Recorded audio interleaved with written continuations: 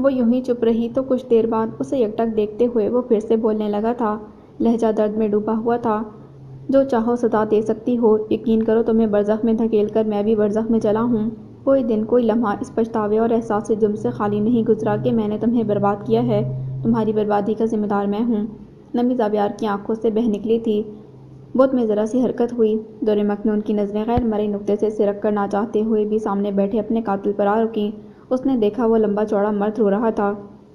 लेकिन यकीन करो दुर्रे मखनून, मैंने ऐसा कभी नहीं चाहा था। तुम्हारे लिए मेरे दिल में बहुत पाकीज़ा जज्बे थे और हैं, मगर तुम समझ नहीं सकती कि एक मर्द जो बहुत मजबूत और ताकतवर होता है, अपने दो जज्बों से, सिर्फ इन दो जज्बों से मात खा जाता है, हार जाता है। एक हवस और दूसरे मौत का खौफ। और जब किसी मर्द के सर पर ये दो जज्बे सवार हो जाएं, तो फिर वो इंसान महज आदमी बन जाता है और आदमी से हैवान। कहते कहते उसकी आवाज़ जैसे डूब सी गई थी। दुर्रे मखनून ने देखा वो नज़र झुकाए जैसे खुद से बात कर रहा था।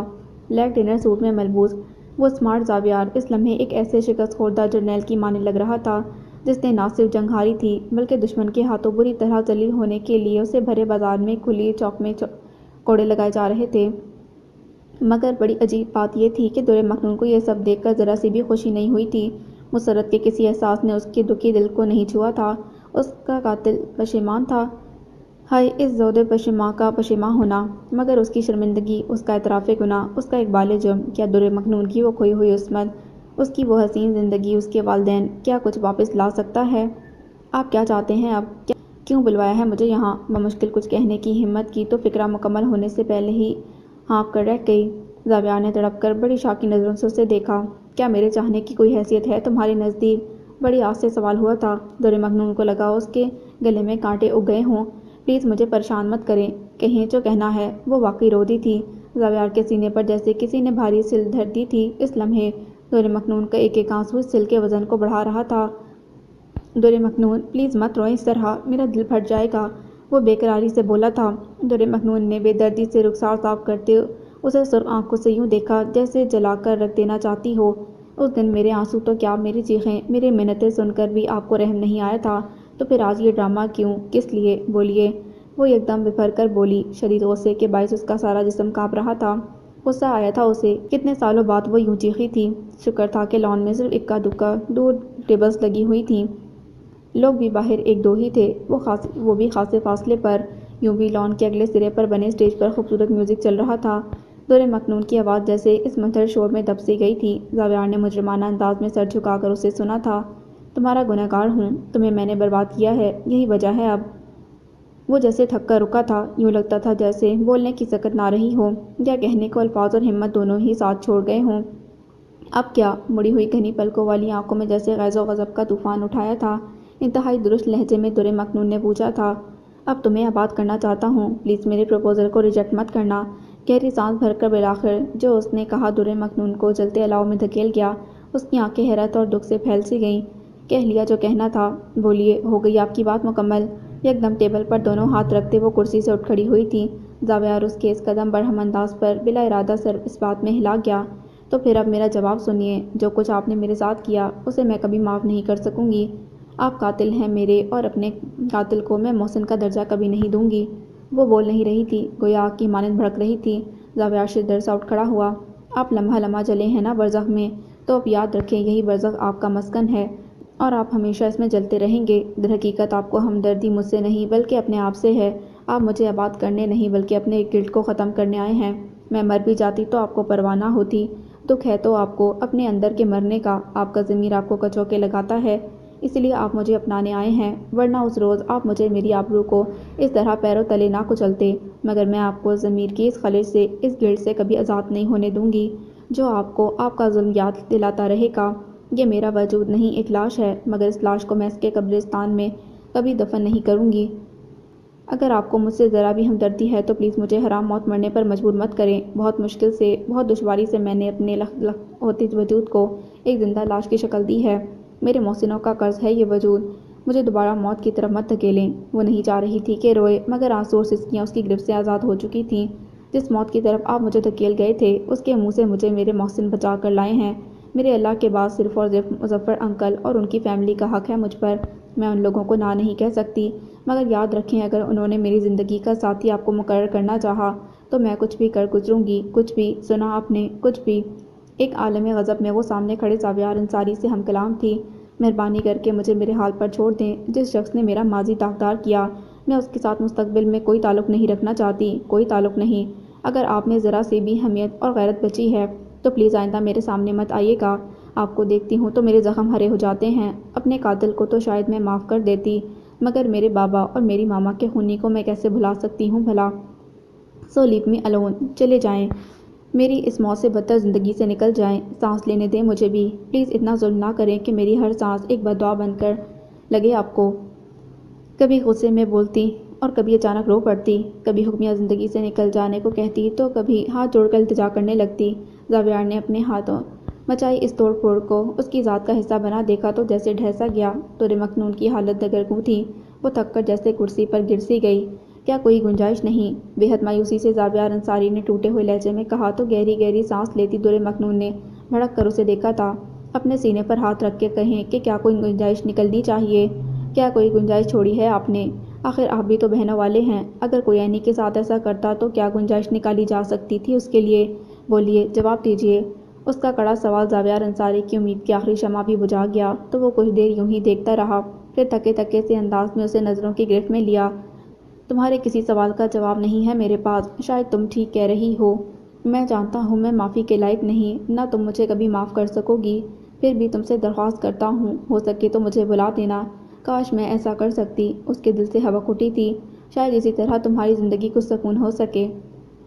رہ گئی تمہاری آنٹی کی بات تو انہیں میں سمجھا لوں گا، تم پر کوئی حرف نہیں آنے دوں گا، کم از کم اتنا تو کر ہی سکتا ہوں تمہارے لیے۔ ٹوٹا ہوا شکستگی سے بھرپور لہجہ تھا اس کا۔ جملہ مکمل کر کے وہ رکا نہیں اور عمارت کے اندرونی حصے کی جانب بڑھ گیا۔ دور مکنون نے جل تل ہوئی آنکھوں سے اسے جاتے دیکھا تھا اور پھر اسے لگا وہ ڈھہ سی گئی ہے، دماغ جیسے شل ہو گیا تھا۔ پھر نہ جانے کتنی دیر بعد سائرہ بیگم اندر سے برآمد ہوئی تھیں۔ ایک لمحے کو انہیں دیکھ کر اس کا دل اچھل کر حلق میں آ گیا تھا، مگر جب وہ اس کے پاس آئیں تو ان کے لبوں پر پھیلی مسکراہٹ نے اسے اچنبھے میں ڈال دیا۔ پتہ نہیں زاویار نے ان سے کیا کہا تھا، وہ خاصی مطمئن لگ رہی تھیں۔ راستے میں ایک آدھ بار انہوں نے زاویار سے متعلق سوال بھی کیا، جس پر اس نے غائب دماغی سے سر ہلا دیا تھا۔ اسے بغیر بتائے یہاں لانے پر وہ بالکل بھی نادم نہیں تھیں۔ دور مکنون نے تعصب سے انہیں دیکھا اور سیٹ سے سر ٹکا کر آنکھیں موند لیں۔ گزرے چند لمحوں میں اس کی ہستی زیر و زبر ہو گئی تھی۔ یوں معلوم ہو رہا تھا جیسے وہ میلوں کا سفر پا پیادہ کر کے آئی ہو، تھکن حد سے سوا تھی۔ گھر پہنچنے پر خاصی رونق نے اس کا استقبال کیا تھا، جسے نظر انداز کر کے وہ تمام اخلاق اور احتیاط بالائے طاق رکھتی اوپر کمرے میں آ کر بند ہو گئی۔ کل رات وہ ٹھیک سے سو نہ سکی تھی۔ اظہار صاحب کی نوازشوں اور بے تکلف انداز نے آج کل دن کا چین اور راتوں کی نیند اڑا رکھی تھی، لہٰذا نیچے کے پوشن سے آتی آوازوں اور میوزک کے شور کے باوجود وہ روتے روتے سو گئی تھی۔ سائرہ بیگم کو معلوم تھا کہ اب وہ نیچے نہیں آئے گی، اور نہ ہی وہ چاہتی تھیں کہ مظفر صاحب یا دادی اس کی اتری ہوئی صورت دیکھ کر ان کے آج کے معرکے کے بارے میں مطلع ہوں، اس لیے خود ہی اس کی تھکن اور سر درد کا بہانہ کر دیا۔ یہی وجہ تھی کہ ڈنر ٹیبل پر اس کی غیر موجودگی پر جس نے بھی دور مکنون کی بابت سوال کیا، انہوں نے پہلے سے سوچا ہوا جملہ دہرا کر سب کو مطمئن کر دیا۔ رات کے غالباً 1:30 بجنے کا وقت تھا جب اس کی آنکھ کھلی تھی۔ دادی نے اس کے سرہانے گرم دودھ لا کر رکھا تھا جو اب ٹھنڈا ہو چکا تھا۔ بھوک تو اس سے پہلے بھی نہ لگ رہی تھی۔ بیچ رات میں اس طرح آنکھ کھلتے ہی گزرے چند گھنٹوں قبل کی رودات تصور میں کسی فلم کی طرح زندہ ہو کر اس کی بچی کچی نیند بھی اڑا گئی تھی۔ یوں بھی 5 گھنٹے سو جانے کے باعث اب اتنی جلدی نیند آتی بھی کیسے؟ عشاء کی نماز قضا ہو گئی تھی۔ وہ وضو کر کے مصلے پر آ کھڑی ہوئی اور پھر کتنی ہی دیر وہ نماز کے بعد رو رو کر دعا کرتی رہی، اپنے سکون کے لیے اور گھر والوں کی خوشیوں کے لیے۔ مانگنے کے لیے اس کے پاس بہت سی دعائیں تھیں جنہیں نہ جانے مستجاب ہونا تھا بھی کہ نہیں۔ گھر میں خاموشی کا راج تھا اور چپ چاپ لاؤنج میں کھلنے والے ٹیرس کا دروازہ کھول کر باہر نکل آئی۔ 13ویں کا چاند ٹیرس کے بالکل اوپر جگمگا رہا تھا۔ نیچے لان کے لیمپ سے بکھرتی روشنی اس چاندنی کے آگے مانند تھی۔ وہ ٹیرس پر پڑی ایک کرسی پر یوں ہی آ بیٹھی۔ چاندنی رات، اوائل مارچ کی ہلکی سی خنک ہوا اور ستاروں سے بھرا آسمان اسے کچھ بھی متوجہ نہ کر سکا، تاہم وہ خود کو کچھ بہتر محسوس کر رہی تھی۔ زاویار سے ہونے والی ملاقات یاد کر کے وہ کتنی ہی دیر خود پر حیران ہوتی رہی۔ آج کتنے سالوں بعد اس نے لگاتار اتنا بولا تھا، غصہ کیا تھا، اپنے اندر دبے اس غیظ کو باہر نکالا تھا۔ اسے دل کا بوجھ کچھ ہلکا محسوس ہو رہا تھا۔ کیا ہو جاتا زاویار انصاری جو تم میری زندگی میں آئے ہی نہ ہوتے؟ اگر آ ہی گئے تھے تو مجھے اس حال کو پہنچانے کے بعد کم از کم آج تو میرے سامنے نہ کھڑے ہوتے۔ آخر کیا ہو جاتا اگر اللہ میرا سامنا تم سے نہ کراتا تو؟ کرسی کے اوپر پاؤں رکھے گھٹنوں کے گرد بازو حمائل کیے اس نے اپنی پیشانی گھٹنوں پر ٹکائی تھی۔ کہ اپنے عقب سے کسی کی آہٹ محسوس کر کے بے اختیار سر اونچا کر کے اس نے گردن موڑ کر دیکھا تھا۔ لمحے بھر کے لیے جیسے دھڑکن رک سی گئی تھی۔ اظہار صاحب کا بھوت اس کے حواسوں پر سوار تھا، مگر لاؤنج کے دروازے کے قریب آتے اکرما کو دیکھ کر رکی ہوئی سانس بحال کی۔ اس کے چہرے پر یکدم خوف کی جگہ سکون اترا، جو اکرما کی نظروں سے مخفی نہیں رہا تھا۔ اینڈ ٹیرس کے بیچ بیٹھی وہ فی الوقت چاندنی میں مکمل طور پر نہائی ہوئی تھی۔ بال ابھی تک کھلے ہوئے تھے، جو چاندنی کی روشنی میں خوب چمک رہے تھے۔ اکرما دروازے تک آ کر رک گیا تھا۔ میں آئی پلیز؟ شائستگی سے سوال کرتا وہ دہلیز پر رک گیا تھا۔ یہ آپ کا اپنا گھر ہے، آپ کو اجازت کی کیا ضرورت؟ سر ہلا کر اس بات کا تاثر دیتے ہوئے وہ بے اختیار کہہ گئی تھی۔ اکرما نے بغور اسے دیکھا۔ ہاں، مگر آپ کی تنہائی میں مغل ہونے کی اجازت بہرحال مجھے لینی چاہیے، دوستانہ مسکراہٹ سمیت کہتے وہ وہاں سامنے کھڑی کرسی کے پاس آ کھڑا ہوا۔ اکرما کی موجودگی کے خیال سے دوپٹہ سر پر لیتی دور مکنون جواباً خاموش ہو گئی۔ بائی دی وے، اب ساری رات سوئی ہی نہیں یا میری طرح بیچ رات میں آنکھ کھلی ہے؟ چند سیکنڈ کی خاموشی کے بعد اکرما نے ہی سوال کیا۔ بس ایسے ہی نیند ٹوٹ گئی تھی، اس نے نظر چرا کر جواباً کہا۔ اکرما اسے ایک نظر دیکھتا کرسی پر آ بیٹھا۔ اب وہ بالکل مقابل تھی۔ اچھا تو چلیں سنائیے، ریلیکس سے انداز میں کرسی کی پشت سے ٹیک لگاتے اس نے کہا تو دور مکنون نے ناسمجھنے والے انداز میں اس کی طرف دیکھا۔ کیا سناؤں؟ حیرت اور الجھن آمیز سوال لبوں پر در آیا تھا۔ کچھ بھی، غزل یا نظم، جس کی بھی تازہ آمد ہوئی ہو۔ سینے پر بازو لپیٹتے اکرما گویا ہمیں تنگوش تھا۔ دور مکنون شرمندگی سے ہونٹ کاٹنے لگی۔ میں شاعری نہیں کرتی، دبے دبے لہجے میں جواباً کہا تو اکرما بے اختیار مسکرا دیا۔ ظاہر ہے شاعری تو آپ کے لیے کی جاتی ہوگی۔ اوہ، میں سمجھا شاید یہاں اتنی رات کو اس چاندنی میں بیٹھ کر آپ کو شعر وغیرہ کہہ رہی ہوں گی۔ یقیناً وہ خاصے اچھے موڈ میں تھا۔ دور مکنون نے بلا ارادہ اس کے چہرے کی طرف حیرت سے دیکھا۔ وہ اس کی طرف ہی متوجہ تھا۔ نظر ملنے پر پہلے تو دھیمے سے مسکرایا، پھر اس کے چہرے پر چھائے تحیر کو دیکھ کر سنجیدہ ہو گیا۔ کم آن، آئی واز جسٹ جوکنگ۔ انداز یقین دلانے والا تھا۔ دور مکنون جھیپ کر سر جھکا گئی۔ آئی نو یو ور۔ دور مکنون کی طرف سے ایک بار پھر مکمل جواب آیا تھا۔ اکرما نوٹ کیے بغیر نہ رہ سکا۔ کچھ دیر دونوں کے مابین پھر سے خاموشی حائل ہو گئی، جسے اکرما نے توڑا۔ آج ڈنر ٹیبل پر نہیں تھیں آپ؟ کھانا کھایا آپ نے، یا ابھی تک حالت سوم میں ہیں؟ ہلکے سے طنز کے ساتھ اگلا سوال ہوا تھا۔ دور مکنون نے گہری سانس بھر کر عین سامنے آسمان پر چمکتے گول چاند پر نگاہیں جما دیں۔ کچھ خاص بھوک نہیں تھی مجھے، بس اسی لیے۔ اسے کچھ تو کہنا ہی تھا۔ مدھم آواز میں پشیمانی سے اقبال نے جرم کیا۔ مجھے آپ کی یہ بات ابھی تک سمجھ نہیں آئی کہ آخر آپ دوسروں کے کیے کی سزا خود کو کیوں دیتی ہیں؟ مطلب؟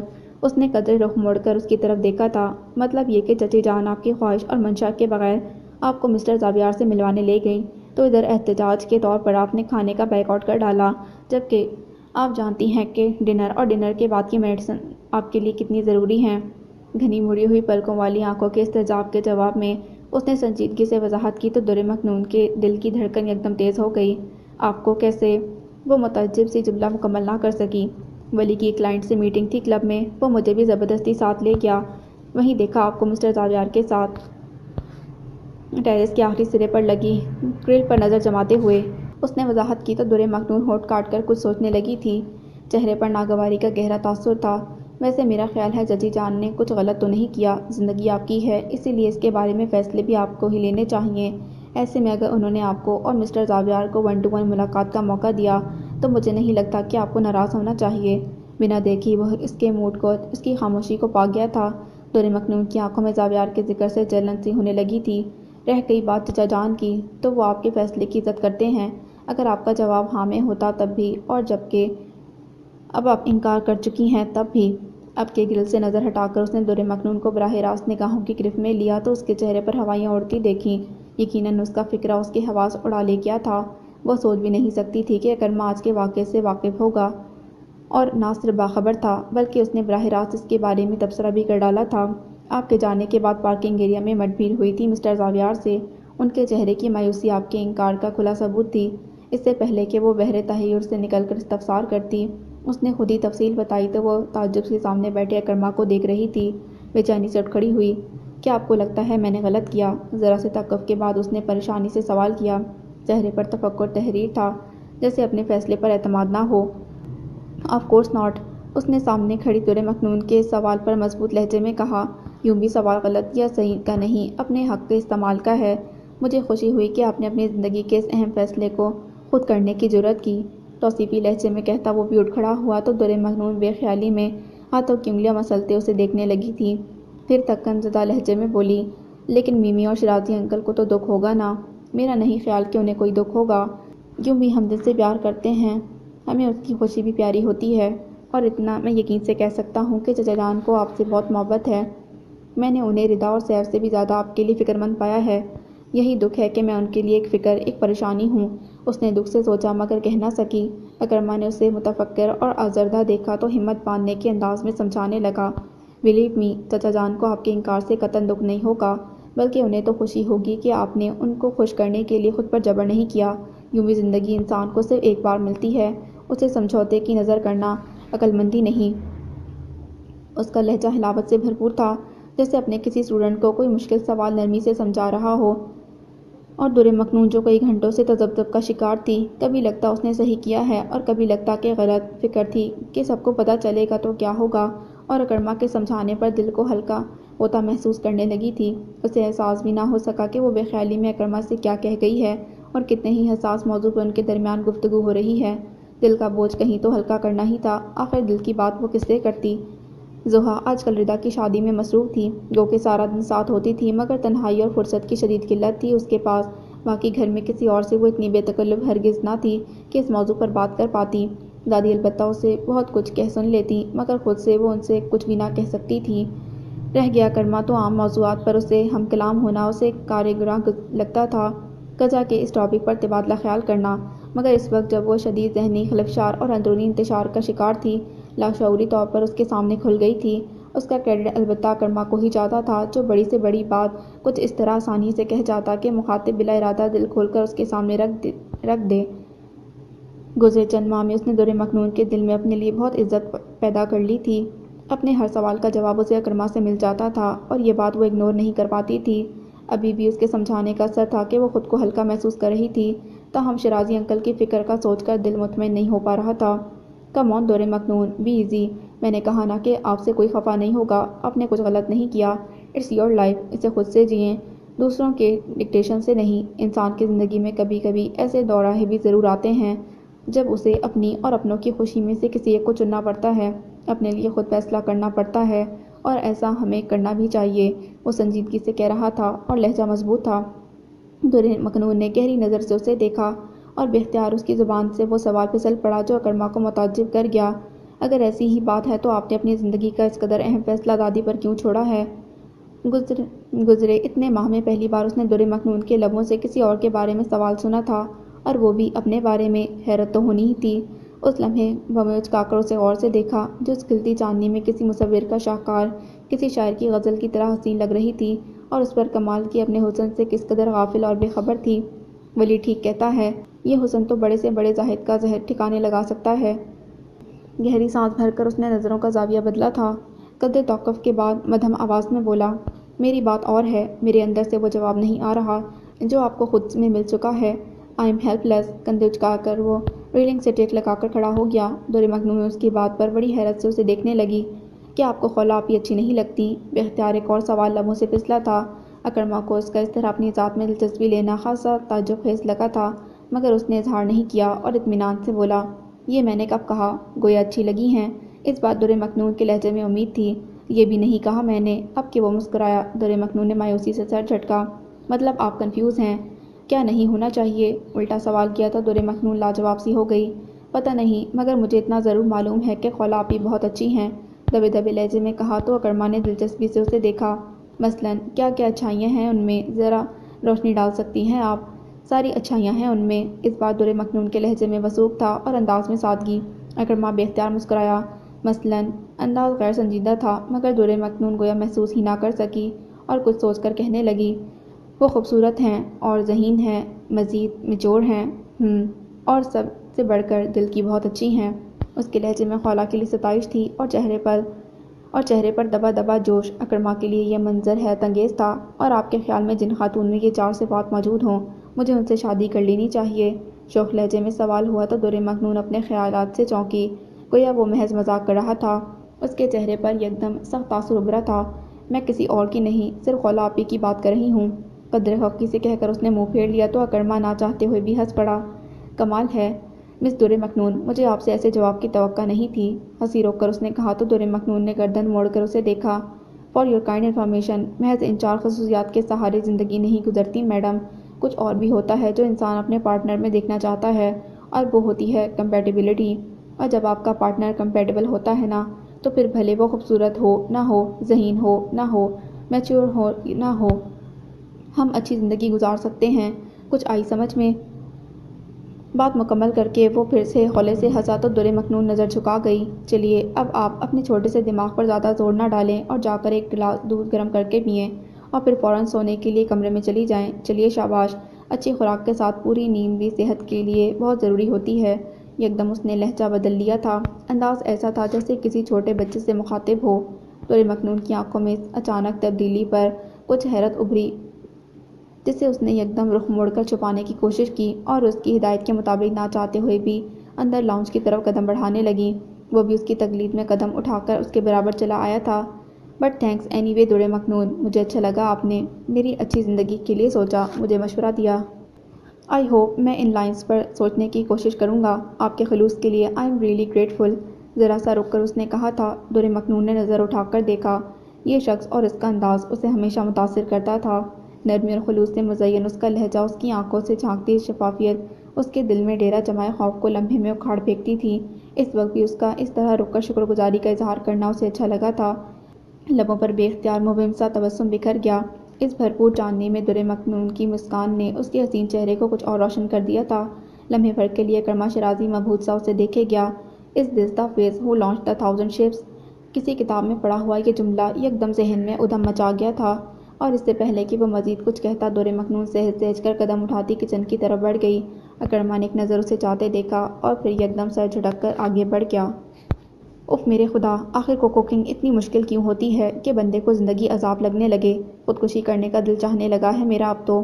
نان اسٹک دیگچی کا ڈھکن اٹھاتے ہی اس کے دل سے دہائی نکلی۔ ابھی 15 منٹ پہلے ہی تو وہ مما کی ہدایت پر بددلی سے عمل کر کے پلاؤ کو دم لگانے میں کامیاب ہوئی تھی۔ پورا گھنٹہ لگا تھا اسے کچن میں لہسن کی بو اپنے کپڑوں سے آتی محسوس ہو رہی تھی۔ ذرا دیر شاور لینے ہی گئی تھی کہ ادھر پلاؤ کا ملیدہ ہی بن گیا۔ غصے سے ڈھکنا دیگچی پر پٹک کر اس نے دونوں ہاتھوں سے اپنے گیلے بالوں کو دبوچ لیا۔ مائی گاڈ، اب میں کیا کروں؟ مما نے تو جان لے لینی ہے میری۔ اف میرے اللہ، آخر کو کوکنگ کرنے کی بندے کو ضرورت کیا ہے؟ کیا ہوٹل سے کھانا نہیں آ سکتا؟ کاش میرے ملک میں سگراپے کی تعریف ہی بدل جائے اور لوگ ہم جیسی معصوم لڑکیوں کو پھوڑ پن کے طعنے بھی نہ دیں۔ دل گرفتگی سے وہ دعا کرنے لگی تھی کہ موبائل کی رنگ ٹون نے متوجہ کر لیا۔ آسماء بیگم کا نام ڈسپلے پر جگمگا رہا تھا۔ اس نے بے تابی سے بٹن پریس کیا۔ ہیلو مامی، کیسی ہیں آپ؟ بڑے جوش سے پوچھا تھا اس نے، جس کا جواب عجلت میں دے کر انہوں نے زاویار کے بارے میں استفسار کیا۔ کل رات سے وہ گھر کا فون ریسیو نہیں کر رہا تھا اور اس کا موبائل فون بھی بند آ رہا تھا۔ وہ سخت فکر مند تھی۔ او کم آن مامی، وہ ٹھیک ہے، پرسوں بات ہوئی تھی میری اس سے، وہ نازیہ آنٹی کی طرف جا رہا تھا۔ ہاں البتہ کل تو وہ مجھے بھی اس کا فون نہیں مل سکا۔ موصوف اڑے اڑے پھر رہے ہیں آج کل، آزادی جو مل گئی ہے، اس نے انہیں تسلی دیتے ہوئے بتایا، مگر وہ پھر بھی مطمئن نہیں تھیں۔ انہوں نے بتایا کہ نازیہ سے پرسوں ملنے کے بعد وہ کل کا پورا دن بھی آؤٹ آف ٹچ تھا اور یہی بات انہیں فکر مند کر رہی تھی۔ آپ نے نازیہ آنٹی سے پوچھا کیا؟ کل وہ گئی تھی اس کی طرف۔ اب کہ وہ قدر سنجیدگی سے پوچھنے لگی تھی۔ نہیں، وہ آؤٹ آف اسٹیشن ہے۔ پلیز بیٹا، تم ذرا گھر کے چکر لگا آؤ اور مجھے فوراً اطلاع دو۔ Take it easy MAMI, relax, میں جاتی ہوں فوراً۔ صاحب بہادر دن چڑھے سو رہے ہوں گے، آپ فکر نہ کریں، میں کان کھینچتی ہوں جا کر اس کے، ہلکے پھلکے لہجے میں کہہ کر اس نے فون بند کیا اور فوراً ہی زاویار کے نمبر پر کال کی۔ کل کی طرح موبائل آف تھا آج بھی۔ گھر پر بھی بیل ہو رہی تھی مگر ہنوز ریسیو نہیں کیا جا رہا تھا۔ 2 پھر 3 پھر 4 اس نے کبھی گھر اور کبھی موبائل پر فون کیا۔ اتوار تھا ورنہ اس کے آفس فون کرتی۔ ابھی کھڑی سوچ رہی تھی کہ کیا کرے کہ میمونہ کچن میں چلی آئیں۔ کس کا فون تھا اور تم اتنی پریشان کیوں لگ رہی ہو؟ آتے ہی سوال ہوا تھا۔ آسماء مامی کا تھا۔ وہ اپنے خیال سے نکل کر فوراً بولی تو انہوں نے تنبیہی نظروں سے اسے دیکھا۔ کتنی بار کہا ہے مت کہا کرو آسماء کو۔ کم آن مما، میں شہریار ماموں کے نہیں بلکہ عثمان انکل کے ریفرنس سے انہیں مامی کہتی ہوں۔ ہلکی شرارت کے ساتھ انہیں جواب دیا تو وہ چڑ سی گئی۔ ایسے ہی تو وہ تمہارے ماموں لگتے تھے نا وہ، طنزیہ لہجے میں کہا۔ یوں ہی سمجھ لیں۔ اچھا فضول مت ہانکا کرو سارا وقت، کچھ سنجیدگی پیدا کرو خود میں، اگلے گھر جانا ہے، 10 لوگوں کی باتیں سنواؤ گی مجھے، اب خیال کرو۔ یکدم وہ موڈ بدل کر سنانے لگی تھیں اور اس سے پہلے ان کا لیکچر طوالت اختیار کرتا اس نے قطع کلامی کرتے ہوئے آسماء کے فون کا جواز گوش گزار کیا تو میمونہ تھم گئیں۔ تم نے فون کیا اسے؟ جی کیا تھا، کل سے کر رہی ہوں، مگر موصوف نہ گھر سے فون اٹھا رہے ہیں نہ موبائل پر کال ریسیو ہو رہی ہے، اس لیے میں ذرا آسما لاج کی طرف جا رہی ہوں۔ اس نے بتا کر سوال کیا، پھر ایک دم کچھ خیال آنے پر بولی، جاؤں؟ بہت خوب، پہلے تو فیصلہ کر لیا اور اب پوچھا جا رہا ہے۔ وہ قدرے خفگی سے بولیں تو وہ بھی جھلا گئی۔ اوکے فائن، نہیں جاتی، ایک تو آپ کے بھتیجے کی فکر کرو، اوپر سے باتیں بھی سنو۔ ہاتھ میں پکڑا ہیئر برش میز پر پٹکا تو میمونہ بیگم کچھ نرم پڑ گئیں۔ اچھا، زیادہ نخرے کرنے کی ضرورت نہیں، جاؤ مگر جلدی آنا، اور ہاں اس کے لیے کھانا لے کر جانا، کیا پتہ لنچ ہی نہ کیا ہو اس نے۔ پھوپھو والی روایتی محبت سے مجبور تھیں وہ، بڑے پیار سے بولی۔ یوں بھی داماد بننے کے امکانات نے تو اور بھی اہمیت بڑھا دی تھی اس کی۔ نو وے، یہ جو پلاؤ کے نام پر چاولوں کا ملیدہ بنا ہے نا، وہ میں اس کے لیے ہرگز نہیں لے کر جاؤں گی۔ اس نے ڈش اٹھا کر میرے سر پر مار دینی ہے۔ کانوں کو ہاتھ لگاتے اس نے کوڑا سا جواب دے دیا تھا، چپ کرو تم، وہ جو کل رات کو کوفتے بنائے تھے نا، اس کا کافی سارا سالن رکھا ہے، وہ لے جانا، اسے پسند ہے بہت۔ ماشاءاللہ، بھتیجے کی پسند کی کس قدر یاد ہے، کیا محبت ہے آپ کی اس کے لیے۔ اگر سالن رکھا تھا تو مجھے صبح سے کیوں کچن میں جلایا ہے آپ نے؟ کمر پر ہاتھ رکھ کر کسی لڑاکا کی طرح وہ بولی تو میمونہ نے ڈپٹ دیا، بیکار باتیں بند کرو، جو کہا ہے وہ کرو جا کر، اور ہاں پہلے ذرا بال ڈرائی کر لینا، پھر گھر سے نکلنا، چلو فوراً چلتی پھرتی نظر آؤ، زبیار سے تمہارے رشتے کی بات چل رہی ہے، اس لیے ذرا تمیز سے پیش آنا اس سے۔ What over my dad body, میں مر جاؤں گی مگر اس باگڑ بلے سے شادی نہیں کروں گی، and that is my final decision. غصہ ایک دم حاوی ہوا تھا اس پر، پیر پٹک کر جواب دیا، کوئی پرواہ نہیں، آغا جان تمہاری ڈیڈ باڈی زبیار کے گھر بھجوا دیں گے، تم کسی زوم میں نہ رہنا۔ دوسری جانب سے بڑا نپا تولا جواب آیا تھا۔ شرین نے آنکھیں بڑبڑا کر انہیں دیکھا، اور جب سامنے کھڑی ماں کے چہرے کے تاثرات میں کوئی تبدیلی نہ آئی تو تلملا کر کچن سے نکل آئی۔ ٹو ہیل ود آغا جان اور ان کے گھٹیا فیصلے۔ کمرے میں آ کر کتنی ہی چیزیں اس نے اٹھا کر کارپیٹ پر پھینکی، تب بھی غصے کا گراف نیچے نہیں آیا۔ یہ سارا قصور اس خولا کی بچی کا ہے، نہ وہ طارق بھیا کے لیے ہاں کہتی، نہ یہ زبی کی بلا میرے سر منڈتی۔ دانت کچکچاتے ہوئے اس نے تصور ہی تصور میں خولا کو 10 گالیاں سنائیں، اور یہ شغل ابھی جاری ہی رکھتی کہ اگر باہر سے میمونہ کی جانب سے جلدی کرو شہری کی پکار سنائی نہ دیتی۔ اوہ شٹ، میں نے تو ابھی بال بھی ڈرائی نہیں کیے، چل بیٹا شہری، جلدی اٹھ جا، نہیں تو ماما پکڑ کر کچن سے پھر جلدی اٹھ جا، نہیں تو ماما نے پکڑ کر پھر سے کچن میں قید کر دینا ہے۔ پھرتی سے اٹھ کر اس نے ہیئر ڈرائر نکالا، خوبصورت سا ڈریس پہن کر ہلکا سا میک اپ بھی کیا۔ جیو زبی، آج تمہاری وجہ سے کم از کم اس کچن سے تو رہائی ملی۔ جلدی جلدی بال خشک کرتے وہ لاوالی پن سے سوچے گئی، اور پھر خود اپنی ہی سوچ پر ہنستے باہر چلی آئی۔ میمونہ بیگم نے کوفتے کے سالن کے ساتھ گرم گرم چپاتیاں بھی ہاٹ پاٹ میں رکھ کر اس کی طرف بڑھائی تھیں، ساتھ میں گاجر کا حلوہ بھی تھا جو صبح صبح انہوں نے پاپا کی فرمائش پر بھونا تھا۔ سچ میں کبھی کبھی دل چاہتا ہے کہ زبی کی طرح میں بھی آپ کی بھتیجی ہوتی، کتنے مزے ہوتے میرے بھی، سارے لوازمات دیکھتے ہی پٹ زبان سے نکلا تھا۔ میمونہ بیگم مسکراہٹ دبا نہ سکیں۔ اچھا زیادہ فضول نہ بکا کرو، اب جاؤ نہیں تو چپاتیاں ٹھنڈی ہو جائیں گی۔ اچھا ہی ہے، کم کھائے گا وہ، دیکھا نہیں کھا کھا کر کتنا مسٹنڈا ہوتا جا رہا ہے وہ، 80 کلو سے کم وزن نہیں ہوگا اس کا۔ ماشاء اللہ کہا کرو لڑکی، خیر سے بڑا ہی گبرو جوان نکلا ہے زبی، میمونہ نے ٹوکا تھا۔ جی جی، ایسا ہی تو ہیرو ہے وہ جل ہی گئی، اور اس سے پہلے کہ وہ بھتیجے کی شان میں پھر سے کوئی قصیدہ پڑھتی، اس نے باہر کی طرف قدم اٹھانے میں ہی عافیت جانی۔ عجیب لڑکی ہے یہ، اتنی پرواہ کرتی ہے زبی کی، مگر جہاں شادی کا نام لو تو اسی زبی میں ہزاروں کیڑے نکالنے لگ جاتی ہے۔ خیر اسے تو اس کے باوا ہی نپٹیں گے، میرا کام سمجھانا تھا سو میں نے کر ڈالا۔ خود کلامی کرتے ہوئے انہوں نے گہرا سانس بھرا اور کچھ سوچ کر زبیار کا نمبر ڈائل کرنے لگیں، تاہم جواب انہیں بھی وہی ملا، گھر اور سیل دونوں سے رسپانس نہیں آ رہا تھا۔ یا اللہ خیر کر، میرا بچہ خیریت سے ہو۔ جب سے زبیار کی فیملی گھر آ کر گئی تھی، اس نے کزن خولا سے براہ راست بات کرنا چھوڑ دیا تھا۔ یوں بھی پہلے وہ کون سا اس سے گھنٹوں بات کیا کرتی تھی، تاہم اب مزید بچنے کی کوشش کرتی۔ خولا کے اپنے 10 مسئلے تھے، گھر میں شادی تھی، دوسرے شہرین کے ساتھ بھی کافی وقت گزارا جاتا تھا۔ اس شام بھی درِ مکنوں نے کچن میں پناہ ڈھونڈ لی، خاندان اور دوستیں ملا کر ٹھیک ٹھاک ہجوم اکٹھا کر لیا تھا ردا نے۔ یونیورسٹی کی آدھی لڑکیاں گویا مدعو تھیں، یہی وجہ تھی کہ باہر کسی کو اس کی کمی کا غالباً احساس ہی نہیں ہوا تھا، اور شاید ہوتا بھی نہیں اگر خولا پانی پینے کے لیے وہاں چلی نہ آتی۔ ارے دری، تم یہاں کیا کر رہی ہو، باہر آؤ نا۔ وہ کسی خیال میں کولڈ ڈرنک کھولتی اصغری کے پاس کھڑی تھی کہ شانے پر خولا کے ہاتھ کا نرم دباؤ محسوس کر کے مڑی۔ جی وہ میں بس آنے ہی والی تھی۔ کم آن دری، تمہاری کزن کی شادی ہے یار، کچھ تو حصہ لو، غالباً بھابھی کے ننیال کی واحد نمائندہ ہو تم، لہٰذا تمہیں تو سب کے ساتھ بطور خاص ہلا گلا کرنا ہوگا، چلو فوراً میرے ساتھ۔ خولا نے اس کا ہاتھ پکڑ کر اصرار کیا تو وہ پسو پیش سے کام نہ لے سکی اور چپ چاپ باہر چلی آئی۔ یوں بھی وہ خولا کے ساتھ تنہا رہنا بھی نہیں چاہتی تھی، اور کہیں وہ زابیار سے متعلق کوئی سوال ہی نہ پوچھ بیٹھے۔ باہر ٹھیک ٹھاک رونق تھی۔ اپنی دوستوں کے ساتھ بیٹھی ردا بھی بڑے زور و شور سے گانے بجانے میں حصہ لے رہی تھی۔ اس کے چہرے پر خوشی اور مسرت کے انگنت رنگ تھے۔ طمانینت کا محسوس کیا جانے والا تاثر، فرحت اور کامرانی کی ضمانت تھا۔ دور مکنون خولا کے ساتھ باہر آ تو گئی تھی، مگر لڑکیوں کے اس گروپ سے دور، جہاں سب ڈھول پیٹ پیٹ کر گا رہی تھیں، قدرے فاصلے پر کھڑی بس ردا کو دیکھ رہی تھی۔ اسے ردا کے چہرے کی رونق دیکھ کر بہت اچھا لگا تھا۔ یا اللہ ردا باجی کو جہاں بھر کی خوشیاں عطا فرمانا، آمین، دل سے دعا نکلی تھی۔ ارے بھائی سالی، آدھی گھر والی صاحبہ، آپ یہاں اکیلی کھڑی ہیں؟ اظہار صاحب کب اس کے پاس آ کھڑے ہوئے پتہ ہی نہیں چلا۔ ناگواری کا بھرپور عکس اس کے چہرے پر اترا تھا، ساتھ ہی آنکھوں میں قدرے خوف بھی۔ بھائی کوئی ڈانس وانس، کوئی گانا شانا، کوئی نہ کوئی آئٹم تو ہونا چاہیے نا بھائی آپ کی طرف سے بھی۔ ویسے بھی حسن میں یکتا ہیں آپ۔ آئٹم نمبر اگر آپ کا ہوگا تو سمجھے محفل میں جان پڑ جائے گی۔ بڑا بےہودہ مطالبہ تھا، وہی بے تکلفی اور وہی اندر تک کھپ جانے والی گھٹیا نظریں۔ دور مکنون کے ماتھے پر بوندیں چمکنے لگیں۔ یہ نظریں اس کے رونگٹے کھڑے کر دیتی تھیں۔ اس وقت اس کا دل چاہا کہ وہ یہاں سے بھاگ کر کسی محفوظ جگہ پر جا چھپے۔ زابیار کے ساتھ دوسری ملاقات نے تو یوں بھی اوسان خطا کر رکھے تھے اس کے۔ ارے آپ تو برا ہی منا گئیں، ہم نے تو سنا تھا خواتین اپنی تعریف سے پھولے نہیں سماتی۔ کسی کی توجہ ان کی طرف نہیں تھی، اس پر مستضاد شور شرابہ۔ اظہار صاحب اس کے نزدیک کھڑے اس کے کانوں میں کیا زہر انڈیل رہے تھے، ان کے مسکراتے چہرے پر کسی کو بھی پتہ نہیں چل سکتا تھا، جبکہ دور مکنون کا چہرہ لمحہ بلمحہ خوف سے سفید پڑتا جا رہا تھا۔ حالانکہ نیچے آنے سے پہلے اس نے خود کو بہت سمجھایا تھا کہ وہ اظہار صاحب کے سامنے کسی کمزوری کا اظہار نہیں کرے گی، مگر خود پر اس کا اختیار اظہار صاحب کا سامنا کرنے پر از خود ختم ہو جایا کرتا تھا۔ سو آج بھی یہی ہوا۔ بابا پلیز مجھے راستہ دے، مجھے جانا ہے۔ نہ چاہتے ہوئے بھی گلے میں جیسے آنسوؤں کا گولا آ پھنسا تھا۔ اظہار صاحب کے لیے یہ منظر ہمیشہ کی طرح بڑا ہی دلکش تھا۔ محظوظ ہونے والی نظروں سے اسے دیکھا۔ ارے جاتی تو آپ ہمیشہ رہتی ہیں سالی صاحبہ، کبھی دو گھڑی ہمارے ساتھ بھی بیٹھ جایا کریں، یقین کیجیے دعائیں دیا کریں گے آپ کو۔ آج تو وہ لاؤنج کے اس قدر تاریک گوشے کا فائدہ اٹھا کر کچھ زیادہ ہی حد سے بڑھ گئے تھے۔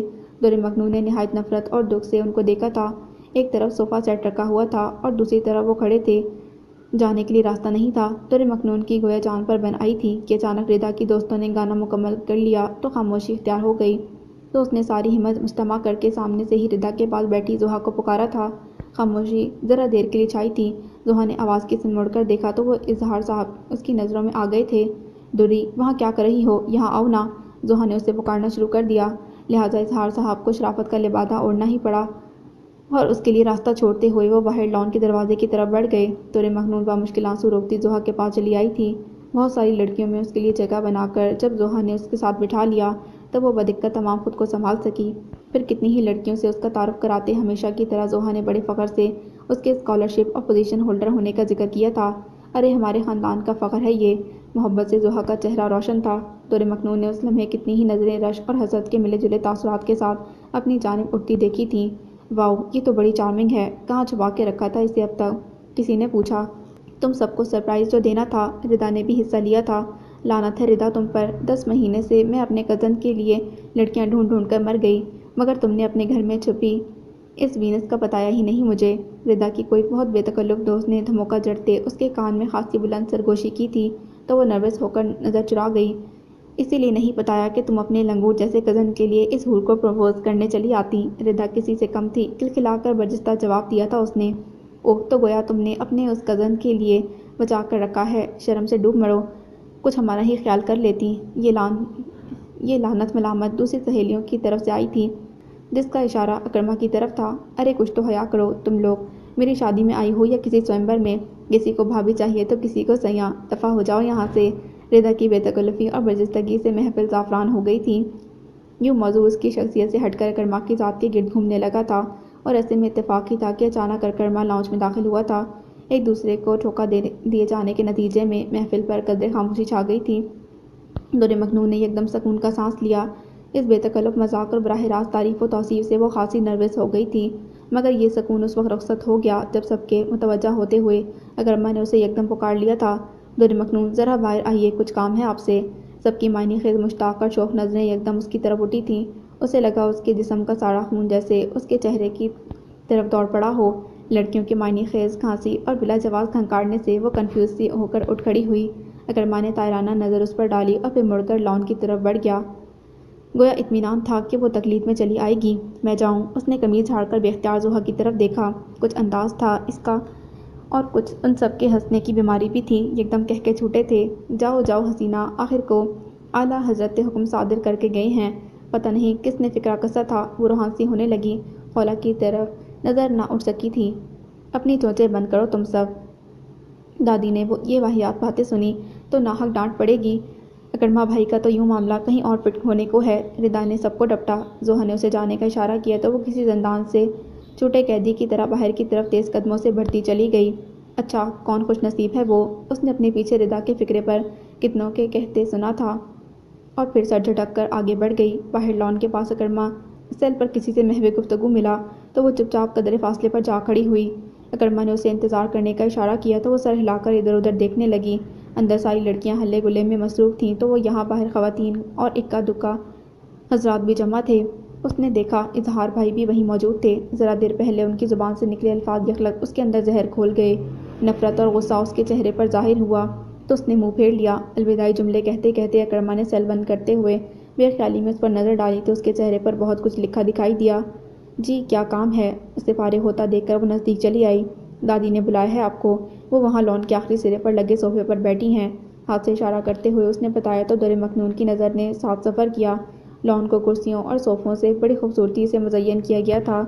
دادی تک جانے کے لیے اسے اظہار بھائی کے پاس سے گزر کر جانا تھا، جس کے لیے وہ ہرگز تیار نہ تھی۔ اکرما سامنے کھڑا نہ ہوتا تو پچھلے لان سے گزر کر بائیں جانب بنی باؤنڈری کے ذریعے جو کہ شرازی ولا کے سامنے والے لان سے متصل تھی، وہ بآسانی دادی تک پہنچ سکتی تھی، مگر کیا کرتی؟ اکرما اسے یوں شش و پنج میں مبتلا دیکھ کر متوجہ ہو گیا۔ کیا ہوا؟ جائیے آپ، کیا آپ میرے ساتھ چلیں گے؟ نہ چاہتے ہوئے بھی بے اختیار اس کے منہ سے نکل گیا۔ اکرما نے قدرے حیرت سے اسے دیکھا تھا۔ دل تو چاہا استفسار کرے کہ آخر اسے ڈر کس سے لگ رہا ہے، مگر ہمیشہ کی طرح کچھ سوچ کر چپ ہو گیا اور قدم بڑھاتے ہوئے بولا، چلیے آئیے، انفیکٹ چچی جان کی کوئی کزن آپ سے ملنا چاہ رہی تھیں، اسی لیے بلایا ہے دادی نے آپ کو۔ ساتھ چلتے ہوئے اس نے بتایا، جسے بے دہانی سے سن کر اس نے سر ہلا دیا۔ در حقیقت سارا دھیان تو اس کا اظہار صاحب کی طرف تھا، جو راستے میں کھڑے کسی سے محو گفتگو تھے، لہٰذا جو ہی وہ ان کے قریب سے گزرے، در مکنون لاشعوری طور پر اکرما کے پیچھے چھپ کر چلنے لگی تھی۔ اکرما نے نوٹ کیا کہ جب اظہار صاحب کے پاس سے وہ دونوں گزر چکے تو اس کے عقب سے نکل کر اس کے پہلو میں چلنے لگی، یہاں تک کہ اکرما دادی کے پاس جا رکا۔ دادی نے اسے دیکھا تو پیار سے بلا کر پاس بٹھا لیا۔ ان کے ساتھ بیٹھی خاتون نے اسے بغور دیکھا۔ در مکنون نروس سی ہو کر نظر جھکا گئی۔ اس نے نوٹ بھی کیا کہ اکرما وہاں سے جا چکا ہے۔ وہ خاتون اس کی ماما کی کزن تھیں۔ دادی نے تعارف کروایا تو وہ ان کے مدھم لہجے میں کیے جانے والے سوالات کی طرف لامحالہ متوجہ ہو گئی۔ دادی کی خاموشی کے باعث اسے ہر سوال کا جواب دینا پڑا، اور جب سیما آنٹی نے اسے خود سے لگایا تو وہ اظہار صاحب کے خوف کو بمشکل ذہن سے جھٹک سکی۔ اچھا بابا، آتی ہوں میں تمہاری طرف بھی، ویسے اس ارادے سے نکلی نہیں تھی میں۔ آسما لاج کے دروازے پر پہنچ کر اس نے کار کو بریک لگاتے ہی کان سے لگے سیل کے ذریعے خولہ کو جواب دیا تھا، جس کے نتیجے میں اسے ٹھیک ٹھاک سننے کو بھی ملی تھی۔ غلطی اس کی تھی کہ وہ ردا کی طرف جانے والی کمٹمنٹ بالکل بھول گئی تھی، اسی لیے چپ چاپ اس کی جھاڑ سنتی رہی۔ اوکے بھائی، کہا تو ہے آ رہی ہوں، تم بس ماما کو فون کر کے بتا دو کہ میں یہاں سے سیدھی تمہاری طرف آؤں گی، مگر کچھ ٹائم لگ جائے گا مجھے۔ بالآخر اس نے ہی قطع کلامی کرتے ہوئے کہا تو کہیں جا کر خولہ کا پارا نیچے آیا۔ پتہ ہے مجھے، پہلے اس کریلے کو مزید نیند چڑھاؤ گی، تب کہیں جا کر فرصت ملے گی۔ بہرحال میں تمہیں صرف 1.5 گھنٹہ دے رہی ہوں، آئی سمجھ؟ نہ 1 منٹ آگے نہ پیچھے، خولہ نے چڑھ کر کہا تھا۔ اچھا بابا اچھا، اب بند کرو فون، میں گیٹ کے سامنے کھڑی ہوں، خانہ زبی کو تھما کر فوراً ہی نکل جاؤں گی، ڈونٹ وری۔ اس نے تسلی آمیز لہجے میں کہہ کر فون بند کیا اور کار کا دروازہ کھول کر باہر نکل آئی۔ بیل بجا کر اس نے اچک کر گیٹ کے اندر جھانکنے کی کوشش کی۔ زاویار کی گاڑی کھڑی تھی، تاہم مہران کی بائیک اسے وہاں سے غائب نظر آئی۔ مامی کی کار بھی اندر ہی پارک تھی۔ اس نے لگاتار کئی بیلیں بجا دیں۔ 10 منٹ گزرنے کے بعد کہیں جا کر اندر سے کسی کے باہر آنے کی آواز سنائی دی تو اس نے سکون کا سانس لیا، مگر یہ سکون اس وقت یکدم رخصت ہو گیا جب دروازہ کھولنے والا زاویار کے بجائے کرخ چہرے والا اجنبی نکلا۔ سلام جی، لٹھ مار انداز تھا سلام کا۔ شرین بدک کر پیچھے ہٹی، لہجہ اور چہرہ دونوں سختی لیے ہوئے تھے۔ کون ہو تم؟ وہ ٹھیک ٹھاک دہشت زدہ ہو گئی تھی۔ یہ آدمی کچھ دیکھا ہوا سا لگ رہا تھا، جو اپنے حلیے سے کوئی دیہاتی معلوم ہو رہا تھا۔ ایک دم اس کے ذہن میں جھماکہ سا ہوا۔ اسے یاد آیا کہ اس نے اس شخص کو ایک بار شاپنگ مال کے ریسٹورنٹ میں زاویار کے ساتھ ہی دیکھا تھا، اور جس کے بارے میں زبی نے بتایا تھا وہ اس کا کلائنٹ تھا۔ کلائنٹ اور زبی کے گھر پر؟ اس کا دل کسی خطرے کے منفی خیال سے دھڑک اٹھا۔ جی میں مولا بخش ہوں، زاویار صاحب کے کام سے آیا تھا۔ کرخ لہجے میں اپنے سوال کا جواب موصول ہوا تھا۔ زبی کہاں ہے؟ آئی مین زاویار۔ یک بیک اس کی نظر اس شخص کے ہاتھ میں پکڑے زاویار کے اسپورٹس بیگ پر پڑی۔ بیگ غالباً سامان سے بھرا ہوا تھا۔ اور تم یہ سامان لے کر کہاں جا رہے ہو؟ اب کہ اس نے اپنے لرزتے لہجے کو قابو کر کے قدرے روب سے پوچھا تو مقابل شخص نے ہاتھ سے تن سے اسے دیکھا۔ زاویار صاحب ہاسپٹل میں پڑا ہے، بہت بڑا ایکسیڈنٹ ہوا ہے کل رات اس کا۔ میں یہ سامان اسی واسطے لینے آیا تھا۔ یہ دیکھو چابی اب ان کے پاس ہے۔ اتنی بھیانک خبر وہ کتنے مزے سے ایک ہی سانس میں سنا گیا تھا۔ شرین کو ایک لمحے کے لیے اپنے کانوں پر یقین نہیں آیا۔ زیویئر ہاسپٹل میں، مائی گاڈ! مگر اس نے ہمیں کال کیوں نہیں کیا؟ اس کا موبائل اور بائک سب ختم ہو گیا۔ بس زندگی بچ گئی ہے، اللہ کا شکر ادا کرو۔ مولا بخش کا حلیہ ہی نہیں، اس کی زبان بھی اسے غیر مقامی آدمی ثابت کر رہی تھی۔ شہرین کے ہاتھوں سے گویا طوطے اڑ گئے تھے۔ بمشکل گم ہوتے حواس کو قابو کر کے چند ضروری سوالات اس سے پوچھنے کے بعد وہ ناچار ہی اس کی جیب کے تعاقب میں کار دوڑانے لگی تھی۔ دل ڈر بھی رہا تھا کہ کہیں یہ غنڈہ موالی اسے دھوکہ ہی نہ دے رہا ہو، مگر جب جیپ ایک پرائیویٹ ہاسپٹل کے دروازے پر آ کر رکی تو وہ دھڑکتے دل سے کار پارک کر کے اندر چلی آئی۔ زبی ٹھیک تو ہے نا؟ اسے زیادہ چوٹ تو نہیں آئی؟ خون تو نہیں بہا؟ اس اجنبی کے ساتھ چلتے ہوئے اس نے کئی سوال پوچھ ڈالے تھے۔ یہ سب آپ خود دیکھ لو جا کر۔ اس کے پاس ایک ہی جواب تھا، یہاں تک کہ وہ اس کی تکلیف میں آئی سی یو تک چلی آئی تھی۔ آئی سی یو دیکھ کر ہی اس کا دل بری طرح دھڑکنے لگا تھا، اور جس وقت وہ آئی سی یو میں داخل ہوئی اس کے قدم جیسے دہلیز پر ہی جم گئے۔ سامنے ہی بیڈ پر زاویار مختلف پٹیوں میں جکڑا پڑا تھا۔ اس کا ہاتھ فریکچر تھا اور اس پر پلاسٹر چڑھا ہوا تھا۔ یا اللہ، وہ بہت کم ہمت تھی۔ خون اور زخم دیکھنے سے تو یوں بھی جان جاتی تھی اس کی۔ زاویار کو اس حال میں دیکھنا بڑا محال تھا۔ چند سیکنڈز اسے یوں کھڑا دیکھتے رہنے کے بعد وہ بے اختیار بیڈ کی طرف لپک آئی۔ زوی، اف یہ کیا ہو گیا تمہیں؟ یقیناً وہ دواؤں کے زیر اثر سو رہا تھا۔ شور نہ کرو بی بی، ڈیوٹی پر موجود نرس نے قدرے سختی سے اسے ڈانٹا تھا۔ مگر اسے ہوا کیا ہے؟ یہ سو کیوں رہا ہے ابھی تک؟ شرین کی پلکیں دل کے اسی خوف سے سما جا رہا تھا۔ بے ہوش ہیں یہ، کل رات سے ابھی تک انہیں ہوش نہیں آ سکا، اور اگلے 12 گھنٹے بہت اہم ہیں ان کے لیے۔ زاویار کی کلائی تھام کر نبض چیک کرتی نرس ہمیشہ پیشہ ورانہ بے مروتی سے بولی تھی اور انہیں باہر نکلنے کا اشارہ کیا۔ او میرے خدا! باہر آ کر وہ یکدم رو پڑی۔ آئی سی یو کے آگے کا کوریڈور خالی تھا۔ وہیں دیکھیں بی بی، رونے کی ضرورت نہیں، دعا کریں اللہ سے، وہ بڑا کارساز ہے۔ مولا بخش خاموشی توڑ کر بولا تو اس نے بے اختیار نظر اٹھا کر اسے دیکھا۔ زبی ٹھیک تو ہو جائے گا نا؟ اس وقت تو آسان خطا تھے اس کے۔ مولا بخش اگر کسی اور وقت سامنے ہوتا تو شاید اس کی طرف دیکھتی بھی نہیں۔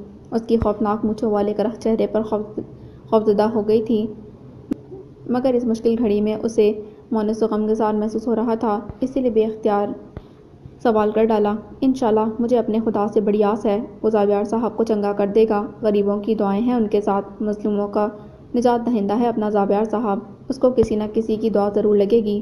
مولا بخش انتہائی عقیدت اور یقین سے جواباً کہنے لگا۔ شہرین نے اس کی بات سنی تو حیرت سے اسے بغور دیکھا۔ کیا مطلب تمہارا؟ کن غریبوں اور کن مظلوموں کی بات کر رہی ہو تم؟ آخر ان کا زبی سے کیا تعلق؟ اپنی حیرانگی کو الفاظ دیتے اس نے گالوں پر بہتے آنسو صاف کیے۔ تعلق؟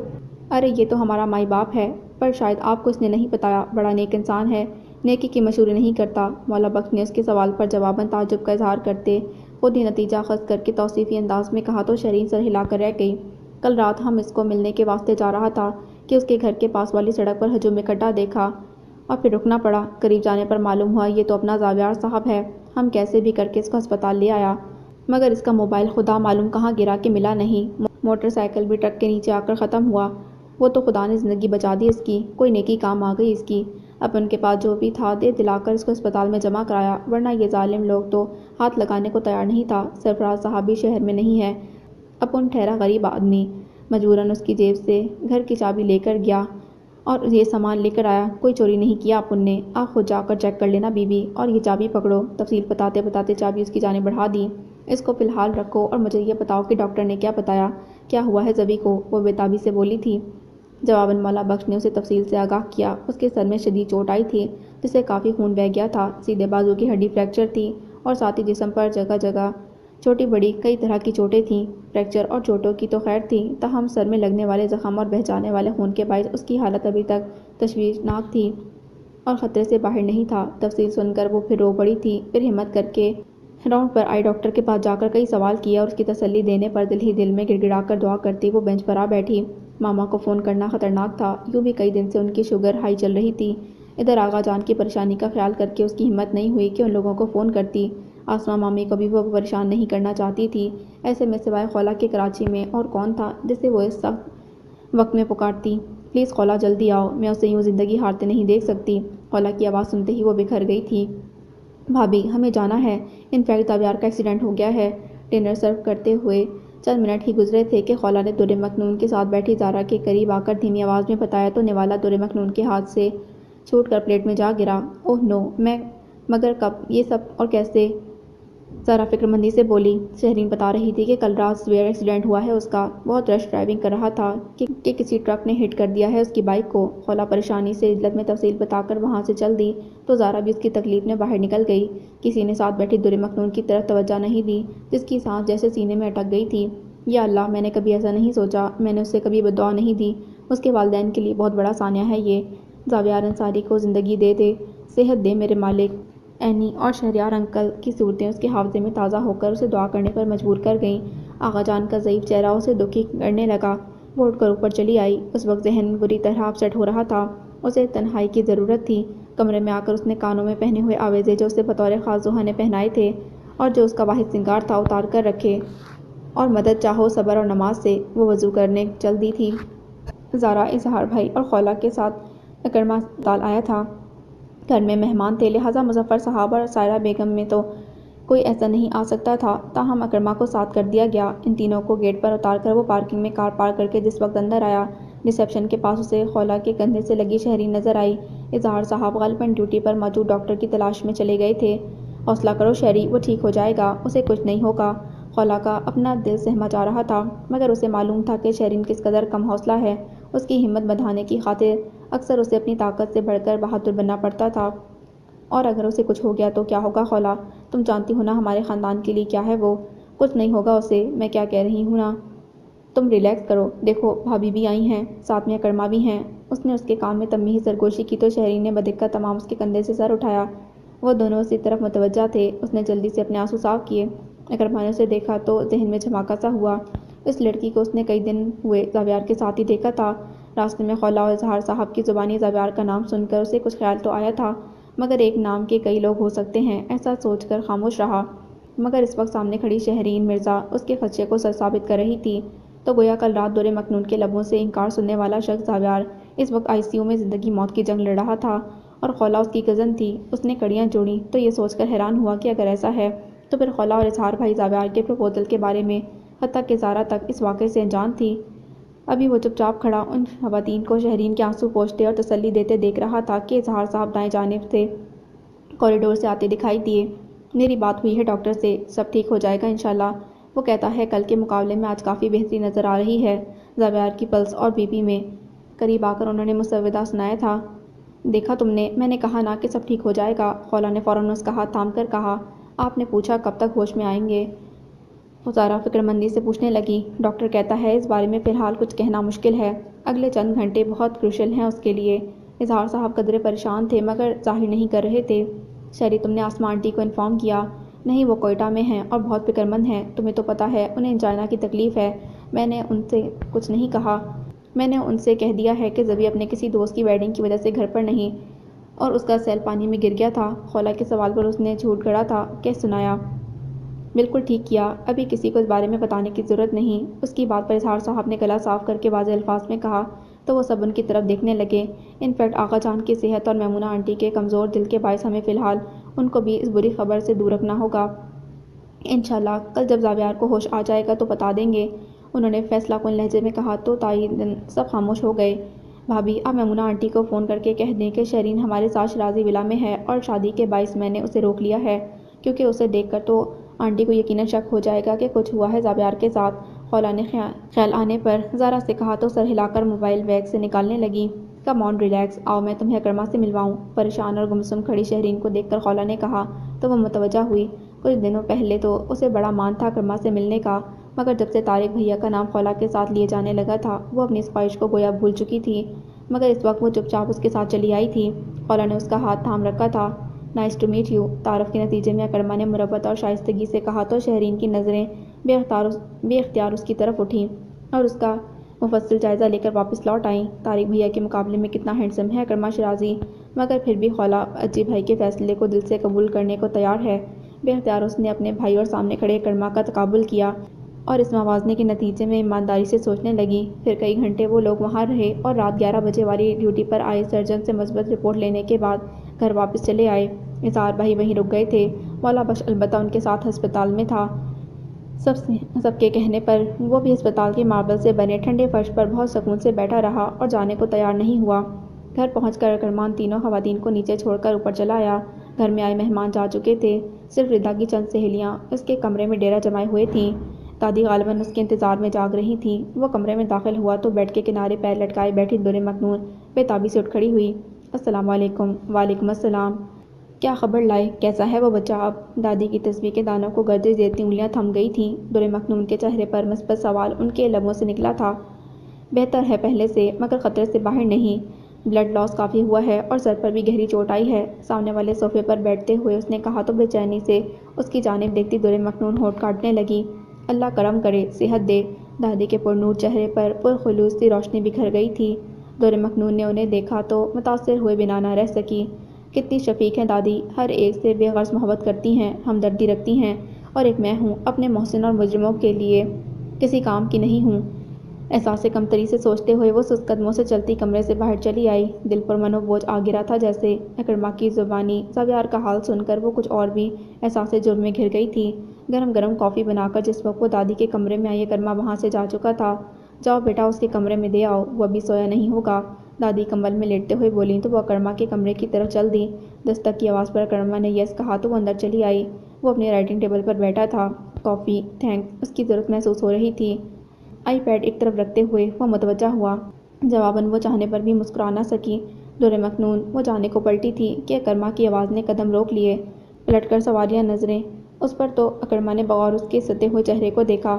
اس کی مڑی ہوئی پلکیں بھیگی اور ایک دوسرے سے جڑی ہوئی معلوم ہو رہی تھیں۔ لگتا تھا جیسے وہ رو رہی تھی۔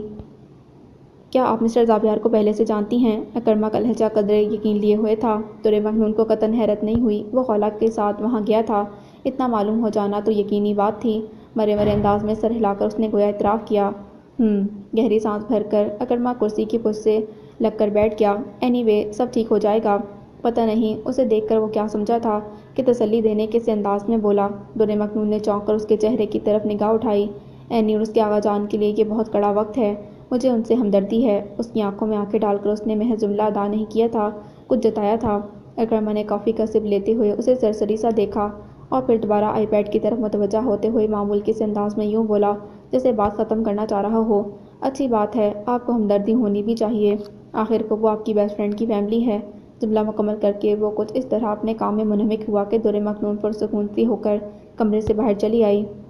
حد ہے در مکنون، بھلا اس طرح بات کرنے کی کیا ضرورت تھی؟ کون سا کسی نے کوئی دفعہ لگا دی تھی تم پر؟ کسی کو کیا پتا کہ زاویار انصاری کی طرف تمہارا کتنا حساب نکلتا ہے، اور جس ذات کو پتا ہے وہ باخبر ہے۔ تم نے اسے یہ بددعا کبھی نہیں دی۔ ٹیرس پر آج بھی چاندنی اپنا فسوں پھیلا رہی تھی۔ وہ خود کو سمجھاتی ٹیرس پر چلی آئی۔ صبح 7 بجے اظہار صاحب کا فون آیا تو خولا شہرین کے ساتھ ہسپتال چلی آئی۔ زاویار کو ہلکا ہلکا سا ہوش آنے لگا تھا۔ یہ خبر اتنی اچھی تھی کہ ان سے رہا نہیں گیا۔ زاویار کو دیکھنے باری باری سب اندر گئے۔ شہرین جس وقت اندر آئی وہ نیم غنودہ تھا۔ ابھی تک اس نے کسی سے بھی بات نہ کی تھی، نہ آنکھیں کھولی تھیں۔ زوی کیسے ہو؟ پلیز آنکھیں کھولو۔ اس کا ٹھنڈا ہاتھ اپنے ہاتھ میں لیتے شہرین بے اختیار رو پڑی۔ ابھی کل ہی تو وہ ماما سے کہہ رہی تھی کہ کتنا مچ-ٹھنڈا ہوتا جا رہا ہے اور 80 کلو کے وزن سے کم نہیں ہے اس کا، اور آج اسے اس حالت میں دیکھ کر وہ اپنے آنسوں پر اختیار نہ رکھ سکی تھی۔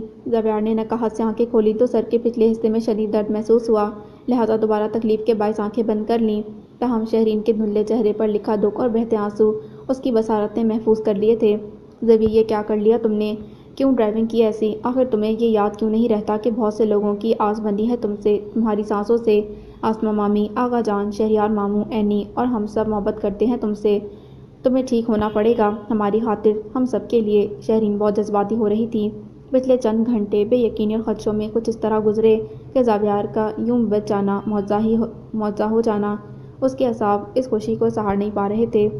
آئے موقع، اس کے آنسو اپنے ہاتھ پر گرتے محسوس کرتے زاویار نے تمام تر طاقت جمع کر کے بمشکل آنکھیں کھولیں اور دھیرے سے کہا، تھینک گاڈ۔ وہ بہتے آنسو سمیت یکدم مسکرا دیں۔ زوی کم از کم کچھ بولا تو تھا۔ تمہیں ذرا بھی اندازہ نہیں زوی کہ کل کی رات کیسے کٹی ہے۔ تمہیں کچھ ہو جاتا تو، اف میرے اللہ کتنا بھیانک وقت تھا وہ۔ شہرین خوشی کے باوجود کل کی رات اور اس کی تاریکی کو بھول نہیں پا رہی تھی۔ جھرجھری لیتے ہوئے بولی تو زاویار نے دوبارہ آنکھیں کھول دیں۔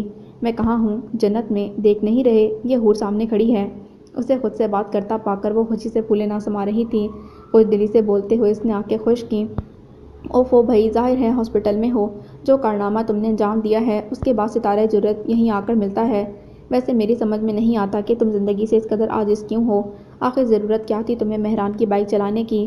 ٹین ایج سے آج تک جب بھی تم نے بائک یوز کی ہے تو اس سے نقصان ہی ہوا ہے تمہارا۔ تمہیں پتہ ہے نا کہ تمہارا ٹیمپرامنٹ بائک ڈرائیونگ والا بالکل بھی نہیں ہے، مگر پھر بھی تم نے شوخی سے بولتے بولتے وہ سنجیدگی سے اسے ڈپٹنے لگی تھی۔ زبیار کے نکہت زدہ چہرے پر یکدم بیزاری ابھری تو وہ گہری سانس بھر کر چپ ہو گئی۔ زبیار نے اسے خاموش پایا تو جنبش کرنے کی کوشش کی۔ میرے سر میں شدید درد ہے، بلکہ پورے جسم میں اپنے ہاتھ پاؤں ٹھیک سے موو نہیں کر پا رہا۔ مجھے بتاؤ کیا ہوا ہے مجھے؟ اس کی کمزور آواز میں جھنجھلاہٹ تھی۔ شہرین نے ہونٹ بھینچ کر اسے دیکھا۔ کچھ پوچھا ہے میں نے؟ وہ یقیناً غصے میں آ گیا تھا، مگر کمزوری کے باعث بہت زور سے نہیں بول رہا تھا۔ تمہارا پرسوں رات سویرے ایکسیڈنٹ ہوا ہے۔ تم کو کسی نے ٹرک سے ہٹ کیا تھا۔ بائک اور تمہارا سیل دونوں ختم ہوئے اور تمہارا ہاتھ بھی فریکچر ہے۔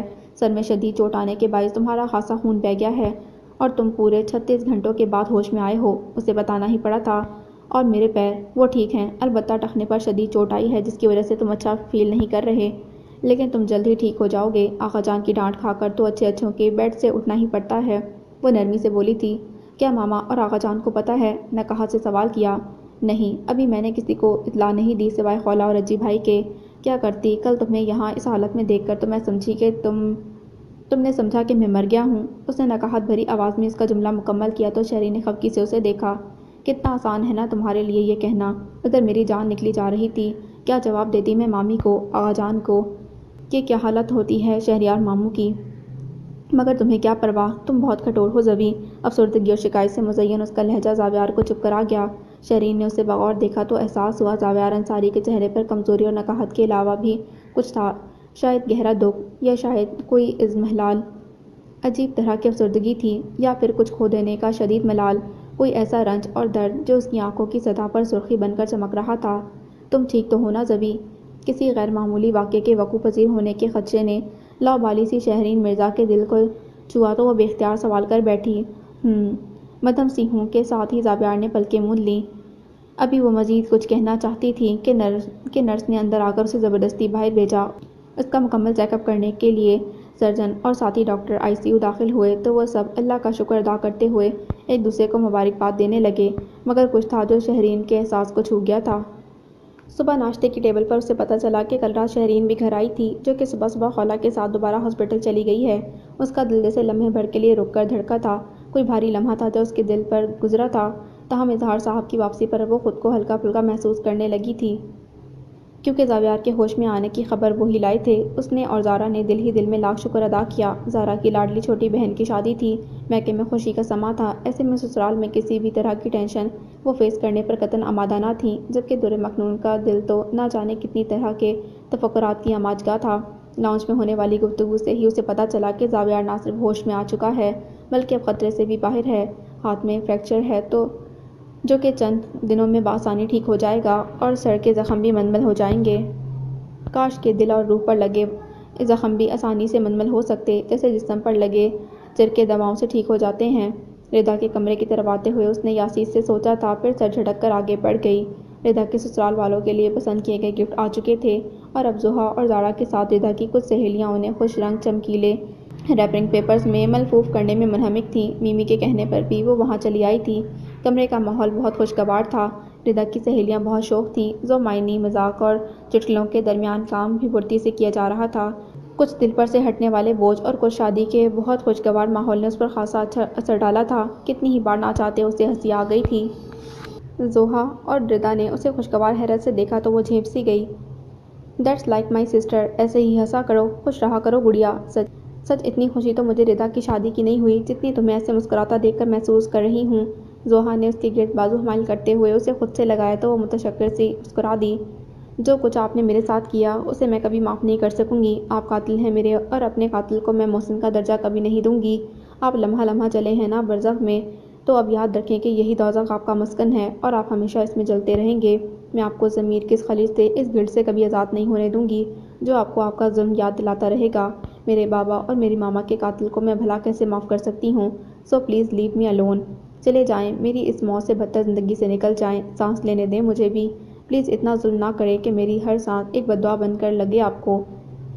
جملوں کی بازگشت تھی یا اس کے لیے جسم میں دوڑتے خون کو جلاتی بھڑکاتی آگ جو اسے مسلسل اپنی لپیٹ میں لیے جا رہی تھی۔ اوف، خاموش ہو جاؤ پلیز، خاموش! یکدم وہ چلا اٹھا تھا۔ کیا ہوا سر؟ میں نے تو کچھ بھی نہیں کہا آپ سے۔ میل نرس اس کے زخموں کی پٹی کھولتے گھبرا کر بولا تھا۔ زاویار نے بے اختیار آنکھیں کھول کر اسے دیکھا جو پریشانی سے اس کی طرف دیکھ رہا تھا۔ اوہ مائی گاڈ! اس نے انتہائی تکلیف محسوس کرتے آنکھیں بند کر لیں۔ اسے ہوش میں آئے 1 دن ہو چکا تھا، مگر شدید درد کے باعث اسے بار بار سکون کا انجیکشن دیا جاتا تھا جس کا اثر اس کے ذہنی انتشار کے باعث وقت سے پہلے ہی ختم ہو جاتا تھا۔ ابھی بھی یہی ہوا تھا۔ اسے اپنے سینے سے ایک ٹیس اٹھتی محسوس ہوئی۔ درِ مکنون، مجھے معاف کر دو۔ لبوں نے بے آواز جنبش کی اور آنکھوں میں نمی پھیلنے لگی جس سے اپنے اندر اتارنے کی خاطر اس نے پٹ سے آنکھیں کھول کر کمرے کی چھت پر لگے پنکھے کو دیکھا تھا۔ اس کی زندگی کی طرح وہ بھی بالکل ساکت تھا۔ چلیے، آپ کی ڈریسنگ تو مکمل ہو گئی، ہوپ فلی آپ جلدی ریکور کریں گے۔ میل نرس خوش مزاج تھا، مسکرا کر بولا۔ زاویار نے کسی گہری سوچ سے نکل کر اسے دیکھا اور مسکرانے کی کوشش کی مگر کامیاب نہیں ہوا۔ 1-2 پیشہ ورانہ مشورے دے کر وہ رخصت ہوا تو اسے اپنے گرد و پیش پر نظر دوڑائی۔ اسے پرائیویٹ روم میں شفٹ کر دیا گیا تھا۔ گھڑی پر نظر ڈالی تو احساس ہوا کہ دن ڈھل رہا ہے۔ گویا زندگی کے کچھ دن عالم بے ہوشی میں گزر گئے۔ زاویار انصاری! کتنا ہی اچھا ہوتا جو یہ بے ہوشی کچھ دیر اور طاری رہتی۔ اپنوں کی تکلیف کا احساس کیے بغیر وہ سب اس کے حادثے کے سبب اٹھا رہے تھے۔ اس نے قدرے بے حسی سے سوچا۔ ابھی کچھ اور سوچنا ہی چاہتا تھا کہ مولا بخش کو کمرے میں داخل ہوتا دیکھ کر اس کا ذہن صحیح معنوں میں بیدار ہوا۔ ہاتھوں میں پھلوں کا تھیلا لیے وہ بڑی خوشی اور گرم جوشی سے اس کے پاس چلا آیا تھا۔ کیسے ہو صاحب؟ خدا کا لاکھ لاکھ شکر ہے کہ اس نے آپ کو نئی زندگی دی۔ مولا بخش عقیدت سے اسے دیکھ رہا تھا۔ میں ٹھیک ہوں، تمہارا شکر گزار ہوں کہ تم نے مجھے بروقت ہسپتال پہنچایا۔ کاش کہ نہ پہنچایا ہوتا۔ ارے آپ تو مائی باپ ہو ہمارے، ہم تو احسان مند ہیں آپ کے صاحب۔ اس چمڑی کا جوتا بنا کر بھی آپ کو پہنائیں تو بھی آپ کا احسان کا بدلہ نہیں چکا سکتے۔ مولا بخش نے ہاتھ جوڑتے ہوئے عاجزی سے کہا۔ پلیز مولا بخش، میں نے کئی بار کہا ہے میرے سامنے اس طرح مت کیا کرو، بیٹھ جاؤ۔ اس نے تھکے تھکے لہجے میں ٹوکا تو مولا بخش معافی کا خواستگار ہوا۔ کچھ دیر وہ اس سے ادھر ادھر کی باتیں کرتا رہا یہاں تک کہ شہرین اور میمونہ بیگم اندر داخل ہوئیں۔ آئے میرا بچہ، یا اللہ کیا ہو گیا اسے؟ میمونہ بیگم تڑپ کر بھتیجے کی طرف بڑھیں۔ زاویار نے ناراضگی سے سائڈ ٹیبل پر ہاٹ پاٹ رکھتی شہری کی طرف دیکھا جسے اس نے میمونہ اور خاص طور پر آسماء بیگم کو اس حادثے کی اطلاع دینے سے منع کیا تھا۔ میمونہ نے آگے بڑھ کر اس کا ہاتھ تھام کر لبوں سے لگا لیا۔ وہ بہت متاثر ہوا۔ ٹیک اٹ ایزی ماما، یہ ٹھیک ہے اب، شہری نے اس کی سخت نظروں کی پرواہ نہ کرتے ماں سے کہا تو وہ یکدم بھنا گئیں۔ یہ تمہیں ٹھیک نظر آ رہا ہے شہری؟ حواسوں میں ہو تم؟ میرے بچے کا اتنا سا منہ نکل آیا ہے۔ میمونہ بیگم تڑپ اٹھی تھیں۔ مولا بخش اس دوران کمرے سے نکل گیا۔ کم آن ماما، ایک کرنل کی بیوی اور ایک میجر کی ماں ہوتے آپ کو اس طرح ہاتھ پیر چھوڑ دینا سوٹ نہیں کرتا، لہٰذا خود بھی ریلیکس رہیں اور اس ادبلاؤ کو بھی سمجھائیں۔ 1 گھنٹے کے اندر اندر مامی آ رہی ہیں کوئٹہ سے، ابھی تو انہیں بھی سنبھالنا ہوگا۔ جوس کے ڈبے سے گلاس میں جوس انڈیلتے وہ بولی تھی۔ شہری! یکدم زاویار نے اس سے گھوڑا۔ میں نے منع کیا تھا نا تم ماما کو فون نہیں کرو گی۔ آئی ایم سوری، پچھلے 48 گھنٹوں سے میں انہیں جھوٹ بول بول کر مطمئن کر رہی تھی مگر اس سے زیادہ ظلم نہیں کر سکتی تھی ان پر۔ تمہیں معلوم ہے وہ کس طرح رو رہی تھیں۔ میرے کسی جھوٹ پر انہیں یقین نہیں آیا تھا۔ زاویار کے انداز پر اسے طیش آ گیا تھا، چلا کر بولی اور جوس کا گلاس سائڈ ٹیبل پر پٹک دیا۔ بیٹا زوی، شری ٹھیک کہہ رہی ہے، آسماء ماں ہے، ماں کے دل میں تو گویا ٹرانسمیٹر فٹ ہوتا ہے، کوئی کہے نہ کہے، بتائے نہ بتائے، اولاد کی تکلیف پر اس کا دل اسے سگنل دیتا ہے، خطرے کا الارم اس کے اندر بجتا ہے۔ اگر ابھی بھی آسماء کو نہ بتایا جاتا تب بھی اس نے واپسی کی ٹکٹ لے لی تھی۔ میمونہ بیگم نے پیار سے زاویار کی کشادہ پیشانی چوم کر کہا تو وہ چپ سا رہ گیا۔ شری اطمینان سے اس کے سامنے پڑے صوفے پر جا بیٹھی۔ بلکہ چند دنوں میں آقا جان اور شہریار ماموں کو بھی فیس کرنے کی تیاری کر لو۔ اوہ! اس نے گہری سانس بھر کر دونوں ماں بیٹی کو دیکھا اور نفی میں سر ہلا کر رہ گیا۔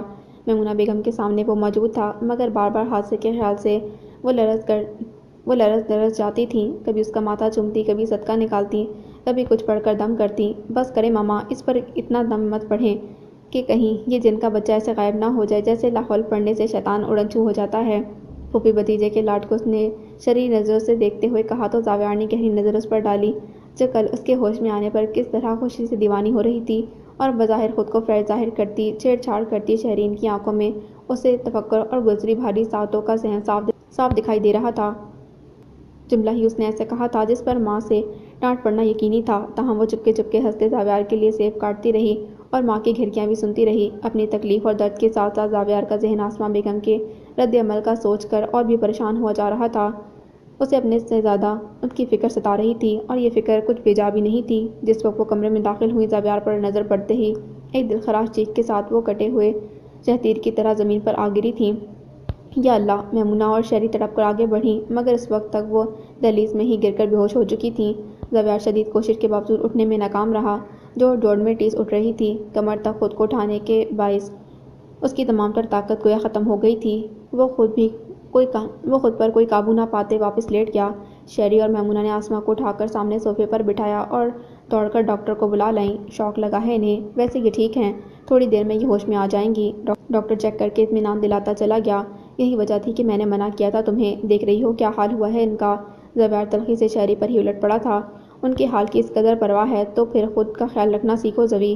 تمہیں پتہ ہونا چاہیے کہ تم اس دنیا میں اکیلے نہیں ہو، بہت سے لوگ ہیں جو تم سے محبت کرتے ہیں، تمہاری زندگی سے منسلک ہیں، تمہیں دیکھ دیکھ کر جیتے ہیں، مگر جس طرح تم اپنی زندگی کو کیئرلیسلی ٹریٹ کر رہے ہو، مجھے نہیں لگتا تمہیں ان لوگوں کی ذرا بھی پرواہ ہے۔ چند ثانیے اسے سنجیدگی سے دیکھتی شہری نے اس کی توقع کے برعکس کچھ ایسے ٹھہرے ہوئے متانت بھرے لہجے میں کہا کہ وہ چونک سا گیا۔ کیا مطلب ہے تمہارا؟ تمہیں لگتا ہے کہ یہ ایکسیڈنٹ میں نے جان بوجھ کر کیا ہے؟ میں خود کو مارنا چاہتا تھا۔ وہ جیسے تلملا اٹھا تھا، غیظ و غضب میں اسے گھوڑا۔ اب اس سوال کا جواب تو تمہیں خود ہی پتہ ہوگا۔ میں تو بس اتنا جانتی ہوں کہ تم ہمیشہ سے میدان چھوڑ کر بھاگنے والوں میں سے ہو۔ جب بھی کچھ انچاہا ہوا تو تم نے راہ بدل لی، مگر یہ جینے کا کوئی ڈھنگ نہیں ہے ڈیئر۔ جینا ہے تو زندگی کی آنکھ میں آنکھ ڈال کر جیو۔ زندگی کسی ایک موڑ پر آ کر ختم نہیں ہو جاتی، بلکہ یہ تو لمحہ لمحہ، قدم بہ قدم، منزل بہ منزل ساتھ چلتی ہے جینے والوں کے۔ ادھر اطمینان کا سمندر ٹھاٹھے مار رہا تھا۔ زاویار انصاری نے آنکھیں سکیڑ کر اس نازک سی شریر سی شہری مرزا کو دیکھا، جو اس وقت کس قدر بردبار لگ رہی تھی۔ اس کی آنکھوں میں ایک نئی سی کیفیت نظر آ رہی تھی جسے سمجھنا اس کے بس میں نہ تھا۔ یہ کون سی نئی فلم کے ڈائیلاگ تھے؟ طنزیہ لہجہ شعوری طور پر اپنایا گیا تھا۔ اس فلم کے جو گزرے دنوں میں ہم نے دیکھی ہے، تم نے نہیں، ایک شان نے استغنا سے کہتی وہ اس کے پاس سے ہٹ گئی تھی۔ آسماء بیگم کو ہلکا ہلکا ہوش آنے لگا تھا۔ دونوں ماں بیٹیاں لپک کر ان کے پاس آئی تھیں۔ زاویار نے بے بسی سے اپنے زخموں سے چور جسم کو دیکھا۔ ان کے بہتے ہوئے آنسوؤں پر اسے شرمندگی محسوس ہو رہی تھی۔ اس کی وجہ سے کتنے لوگ تکلیف میں گھر کر رہ گئے تھے۔ جہاں اتنی محبتوں نے دل میں خوشگوار سا تاثر چھوڑا، وہیں پشیمانی نے بھی اسے اپنی لپیٹ میں لے لیا۔ رات تک مومنہ اور مہران بھی دوسری فلائٹ پکڑ کر کراچی چلے آئے تھے، تو ان کی محبتوں پر زاویار انصاری کی شرمندگی دگنی ہو گئی۔ عصر کی نماز کا وقت نکلا جا رہا تھا۔ دادی زارا کے پاس سے اٹھ کر گئیں تو زارا ذہن کو ہلکا محسوس کرنے کے باوجود دل میں آئے ملال کو نظر انداز نہ کر سکی۔ کیا بات ہے، تم کس سوچ میں ہو زارا؟ سارا بیگم نے کمرے میں داخل ہوتے ہی بیٹی کے چہرے پر سوچ کے گہرے بادل چھائے دیکھے تو لامحالہ قریب چلی آئیں۔ وہ اپنے خیال سے باہر آئی، ماں کی طرف دیکھا تو مسکرا دی۔ کچھ خاص نہیں، بس یوں ہی، ابھی دادی سے بات کر رہی تھی خولہ کے بارے میں۔ انہوں نے ساتھ بیٹھتے ہوئے دلچسپی کا اظہار کیا۔ جی، تو پھر کیا جواب ملا؟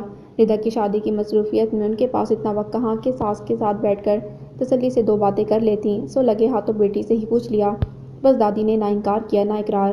میں نے ان سے کرما کی رائے معلوم کی۔ بقول دادی کے کرما نے گو سب ان پر چھوڑ رکھا ہے، مگر انہیں ایسا خدشہ ہے کہ شاید وہ خالہ کو بحیثیت پارٹنر قبول نہیں کر پا رہا ہے۔ اس نے ایسا کچھ کہا تھا کیا؟ سائرہ بیگم کے ماتھے پر شکنیں ابھریں۔ نہیں، مگر اس نے حامی بھی نہیں بھری۔ وہ کھل کر اس ٹاپک پر ان سے بات نہیں کر رہا ہے، اور اس کے اسی رویے سے دادی نے جج کیا کہ شاید اکرما کی یہاں مرضی نہیں، گو کہ اس نے انکار ہی نہیں کیا، مگر دادی اس کے مزاج کو سمجھتی ہیں۔ زارا نے قدرے اطمینان سے ساری گفتگو کا حاصل ماں کے سامنے رکھا تو انہوں نے بیٹی کی طرف دیکھا، گویا اماں نے ایک طرح سے انکار کر دیا ہے اور تم اس بات پر مطمئن ہو۔ اب اظہار کو کیا جواب دو گی تم؟ بیٹی کا اطمینان ان کی سمجھ سے بالاتر تھا۔ جواب میں زارا نے آغا جان کے فیصلے سے ان کو آگاہ کیا تو وہ ناگواری کا اظہار کیے بنا نہ رہ سکیں۔ تو اس پروپوزل کا خیال انہیں اس وقت کیوں نہیں آیا جب خولہ ان کے پاس لاہور میں رہا کرتی تھی؟ ذرا سوچو، اگر ابھی اماں نے ہاں کر دی ہوتی یا اکرما نے اپنا انٹرسٹ خولہ میں ڈیولپ کر لیا ہوتا تو کتنی امبیرسنگ سچویشن ہو سکتی تھی تمہارے لیے۔ وہی تو میں نے بھی اظہار سے یہی کہا تھا، مگر ان کا تو آپ کو پتہ ہے، آغا جان کو اپنے والد اور دادا کی جگہ مانتے ہیں وہ، اوپر سے خولہ بھی بھائی کی حامی ہے، وہ کسی بھی قسم کی ٹینشن کو فیس کرنا نہیں چاہتی، اسی لیے اس نے بھی کوئی اعتراض نہیں کیا۔ اب ایسے میں آج جب دادی نے مجھے ڈھکے چھپے لفظوں میں انکار کیا تو خود کو بہت ریلیکس فیل کر رہی ہوں۔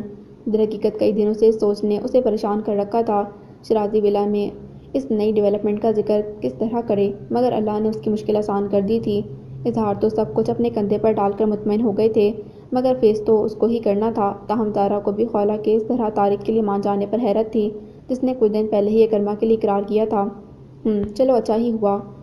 Without any tension problem solve हो गई। सारा बेगम ने नखवत से सर झटका और गहरी सांस भरी। बिल्कुल वैसे ही आगा जान कराची आ रहे हैं। उनके आने से पहले ही थैंक गॉड सब कुछ सेटल हो गया। ज़ारा खुश थी। एनीवे अब किससे रिश्ता तय किया है खौला का? कल जिससे आप मिली है ना शहरीन, उसके भाई से। आर्मी में मेजर है, फैमिली का है और सबसे बढ़कर आगा जान का हुक्म है। और ये लड़की शहरीन ये कैसी है? इस शी इंगेज? फ़िलहाल तो नहीं है, मगर आगा जान जल्द ही ज़ाबियार और इसका रिश्ता तय करने वाले हैं। मगर अभी इसमें कुछ वक्त है। पहले ज़ाबियार ठीक हो जाए गालिबन, उसके बाद। ज़ाबियार, ये नाम सायरा बेगम को चौंका गया था। उन्हें ख्याल आया कि दुर्रे मखनून से मुलाकात के बाद नाजिया ने उन्हें कांटेक्ट ही नहीं किया। क्या हुआ? आप क्या सोचने लगी? ज़ारा ने माँ की आंखों में सोच की परछाइयाँ फ़ौरन नोट की थीं। कुछ नहीं। सायरा बेगम किसी ख्याल से निकलकर मुस्कुराई थी। ताहम दिल ही दिल में नाजिया को फ़ोन करने का इरादा बांधा। फिर भी बताएं तो सही। ज़ारा को माँ के चेहरे पर दबा दबा जोश नज़र आया था। वो उनके सर हो गई। मगर सायरा बेगम ने इस वक्त इस मौजू को छेड़ना मुनासिब न समझा। अभी उन्हें नाजिया और ज़ाबियार के जवाब का इंतज़ार था, इसीलिए बेटी को टालते हुए उठ खड़ी हुई। ज़ाबियार का प्रपोज़ल, उसके सामने दुर्रे मखनून का बेहोश हो जाना और अकेले में उन दोनों की मुलाकात का होना, उन्होंने बेटियों से जिक्र नहीं किया था। ओफ़ो भई, ये ज़रा लंबी कहानी है, तुम्हें फुर्सत से सुनाऊंगी। फ़िलहाल तो तुम उठो और मेरे साथ चलो। मेरी क्लब मेंबर्स के कार्ड अभी बांटने बाकी हैं। अकेले जाने का मूड नहीं, मैं तुम्हें साथ लेकर जाने आई हूँ। बातों में लग गई। हाथ पकड़कर ज़ारा को उठाया और फिर उसके इसरार के बावजूद उन्होंने उस मौजू पर कोई बात नहीं की और उधर दरवाजे की तरफ दस्तक देने के इंतज़ार में खड़ी दुर्रे मखनून का हाथ हवा में ही मलिक रह गया। शहरीन और ज़ाबियार अंसारी, या मेरे अल्लाह, कैसा इंकशाफ था ये। साथ बनी स्टडी में आकर बैठते ही उसे अपना सर हाथों में गिरा लिया था। शहरी आपी और ज़ाबियार अंसारी। उसने चश्मे तसव्वुर से उन दोनों को देखा और गहरी सांस भरी। तो गोया ज़ाबियार अंसारी ने फैसला बदल लिया, वो भी इतनी जल्द। किसी मलाल या रंज का शाइबा नहीं था दिल में, मगर फिर भी उसे किसी बात से धचका लगा था।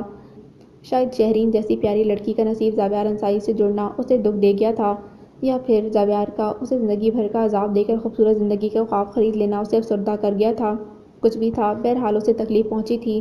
कमाल है दुर्रे मखनून ज़ाहिद अली, तुम्हें तो खुश होना चाहिए था। कम अज़ कम तुम्हारी तो जान खुलासी हुई उस बेहिस इंसान से जिस पर तुम्हारा कर्ज है। कोई उसके अंदर बड़ी ईमानदारी से बोला था। हाँ, मैं खुश हूँ अपने लिए। मगर शहरी आपी, उफ़ अल्लाह, ये कैसी खुशखबरी है जो मेरा दिल जलाई जा रही है। वो अपने आप से कहते कहते अपने रब से मुखातिब हो गई और फिर शहरीन के लिए दिल से दुआ करती। उसकी आंख से बहने वाले निकलने वाला गर्म स्याल उसके दुपट्टे में जज्ब होता चला गया। पूरे 3 साल बाद आका जान उसके सामने थे। उनका रोब वजूद किसी साल खोरदा दरख्त की मानद कमज़ोर नज़र आने लगा था। जिस लम्हे वो कमरे में दाखिल हुए वो सोकर उठा था। उनके अकब में शहरयार अंसारी थे और साथ में ऐनी। पूरे हफ्ते भर उसने मैमूना और शहरीन को लाहौर इत्तला करने की इजाज़त दी थी। ज़बी भाई, ऐनी लपक कर उसकी तरफ बढ़ी। उफ़, ये क्या हाल हो गया है आपका भाई? हस्बे तवक्का वो रो पड़ी थी। ज़ाबियार ने बेचैनी से इधर उधर नज़र दौड़ाई। शुक्र है आसमान मेहरान में से इस वक्त कोई भी कमरे में नहीं था। गालिबन अंसारी फैमिली को आता देखकर वो कहीं बाहर ही रुक गए थे। उसका हाथ ऐनी के सर पर आ रुका। अस्सलाम वालेकुम। पहले वालिद और दादा की तरफ नज़र उठाकर सलाम किया, फिर ऐनी के सर को थपकते वो फीकेपन से मुस्कुरा दिया था। मैं ठीक हूँ ऐनी, प्लीज़ रो मत। तुम्हें पता है ना मैं तुम्हारे आंसू बर्दाश्त नहीं कर सकता। हकीकतन उसे ऐनी का रोना तकलीफ़ दे रहा था। बेटा ऐनी बस करो, देखो तो उसकी तबीयत वैसे ही ठीक नहीं है। ये आगा जान थे, इतनी नरमी और हलावत। उसने चौंक कर उसके चेहरे पर नज़र जमा दी। कैसे हो ज़ाबियार, अब कैसा महसूस कर रहे हो? शहरयार अंसारी के लहजे का दमखम और तंज कहीं जा छुपा था जैसे। आगा जान की तरह वो भी किस कदर फिक्रमंद थे। आई एम फीलिंग बेटर, उसने आहिस्तगी से कहा। आगा जान उसके पास बेड पर आ बैठे तो उसने ना चाहते हुए भी खुद को उनकी तरफ मुतवज्जा किया। ये सब हुआ कैसे? उनके इस्तफसार पर उसने मुख्तसरन सारा वाक़या कह सुनाया। ताहम वजह हज़फ कर गया। खुदा का लाख लाख शुक्र है उसने तुम्हें अपनी हिफ्ज़ अमान में रखा। उसका हाथ अपने बूढ़े हाथों में लेते हुए आगा जान मुतशक्कर से बोले तो उनका लफ्ज़ महसूस करके शिशदर रह गया। आंसुओं ने उन्हें अपनी बात मुकम्मल करने नहीं दी थी। बहुत पुरानी तो नहीं थी। 3 साल पहले का मंजर जैसे उसकी आंखों में जिंदा था और आज वो ही आगा जान और पापा उसके सामने थे। जल्दी से ठीक हो जाओ माई सन, तुम्हारे बगैर तुम्हारा घर बहुत उदास है और तुम्हारा बाप भी। शहरयार अंसारी आंखों में नमी और मोहब्बत लिए आगे बढ़े तो वो अपने मनफी जज्बात और तासुरात को बमुश्किल छुपा सका। इस वक्त जिस्मानी कमज़ोरी उसके दिल और दिमाग पर हावी हो चुकी थी। वो घर जहाँ से उसे निकलना पड़ा था आज उसे याद कर रहा था। जहर आलूद सोचें उसका घेराव करने लगी तो उसने कसदन आंखें मूंद ली। आका जान और शहरयार अंसारी ने देखा उसके चेहरे पर गुजरे दिनों की तल्ख यादें अभी भी गर्द की तरह जमी थीं। बंद आंखों के पीछे छुपी बेजारी को वो दोनों महसूस कर सकते थे। क्या हुआ भाई, क्या बहुत दर्द हो रहा है? एनी उसके यूं आंखें मीच लेने पर तरद्दुद से पूछने लगी तो उसने गहरी सांस भरकर आहिस्तगी से आंखें खोली। यही समझ लो। डॉक्टर्स क्या कहते हैं? कुछ खास नहीं, बस यही कि जख्म भरने में वक्त लगेगा। अब देखें कितना वक्त लगता है। इंशाल्लाह बहुत जल्द भर जाएंगे जख्म। मुझे पता है मेरे भाई का विल पावर बहुत स्ट्रांग है। ये छोटे मोटे जख्म तो आपका कुछ नहीं बिगाड़ सकते, एनी तकन से कह रही थी। उसकी फकड़ भरी नज़रें बार बार जावियार के जख्मों को छूकर पलट रही थीं और हर बार उसकी मोटी मोटी आंखों में आंसू भरना शुरू हो जाते, जिन्हें वो बदिक्कत मुस्कुराकर पीने की कोशिश कर रही थी। जिस्म पर लगने वाले जख्म तो वाकई भर जाएंगे, मगर जो रूह पर ताज़े आने पड़े हैं उनका क्या? उसने जलती हुई नज़र शहरयार अंसारी और आगा जान पर डाली। गुजरे दिनों को भूल जाओ बच्चे, ज़िंदगी आगे की तरफ सफ़र करती है। कब तक बीते वक्त को मुट्ठी में जकड़ कर बैठे रहोगे? माजी से बाहर आ जाओ। देखो तो इस बारी ताला ने तुम्हें दोबारा ज़िंदगी दी है, उसे नए सिरे से शुरू करो। अपने बाप की तरफ देखो, यह बूढ़ा हो रहा है, उसे तुम्हारी ज़रूरत है और मुझे भी। आगा जान जैसे इस बार उसकी सिर्फ निगाह बर्दाश्त न कर सके थे, बेसाख्ता उसकी फराक पेशानी पर अपना ज़ईफ़ हाथ रखते हुए बोले। उनकी गुदलाई हुई बूढ़ी आंखों में इल्तिजा तहय्युर थी। एनी माहौल में डराती संजीदगी महसूस करके कमरे से बाहर निकल गई। पापा ठीक कह रहे हैं ज़बी, तुम ठीक हो जाओ, फिर हम सब साथ चलेंगे लाहौर। इतना वक्त तुम्हारे बगैर कैसे गुजारा है तुम नहीं समझ सकते। ये मोहब्बत भरा अंदाज़े तकल्लुम, और वो भी शहरयार अंसारी का। ज़ाबियार के लबों पर तंज़िया मुस्कुराहट उभरी। वेरी नाइस, बहुत अच्छा सीन क्रिएट कर लेते हैं आप लोग। मैं ख़ामख़ा आप लोगों की सलाहियतों पर हमेशा शक करता रहा। वो बोला तो उसके लहजे में ही नहीं, आंखों में भी गोया शरारे निकल रहे थे। माथे की रग फूल गई थी। तैश के सबब उसका तनफ़ुस भी एतदाल पर नहीं रहा था। ज़ाबियार, ये क्या तरीका है बात करने का? शहरयार साहब ज़्यादा तहम्मुल का मुज़ाहरा ना कर सकते थे। यकदम गुस्से में बोले तो आका जान ने उन्हें टोक दिया। एक मिनट शहरयार, तुम खामोश रहो, कहने दो उसे जो ये कहना चाहता है। सारा गुबार निकालने दो इसको। उनके चेहरे पर पशेमानी दर्ज थी तो आंखों में पछतावा आया था। ज़ाबियार का गुस्सा उनके ठंडे लहजे पर कदरे सर्द पड़ने लगा। तुम कहो बेटा, पहले भी तुम्हारी ना सुनकर मैंने तुम्हें खुद से दूर कर दिया था, मगर अब नहीं। तुम ख्वाह यहाँ रहो या लाहौर में हमारे साथ घर में रहो, मैं दिल की कदूरतें दूर करना चाहता हूँ। कह दो अपने दादा से जो तुम्हारे दिल में है। आगा जान जैसे करहतगी के खौल को चटखा कर बाहर निकाल आए थे। ज़ाबियार उस काया पलट के लिए तैयार नहीं था, इसलिए चंद सानिया कुछ बोल ना सका। कहो बेटा, तुम्हारा हर शिकवा और शिकायत सुनने और दूर करने के लिए तैयार हूँ, बस तुम अपना दिल साफ कर लो, मैं हर नुकसान की तलाफ़ी कर दूँगा।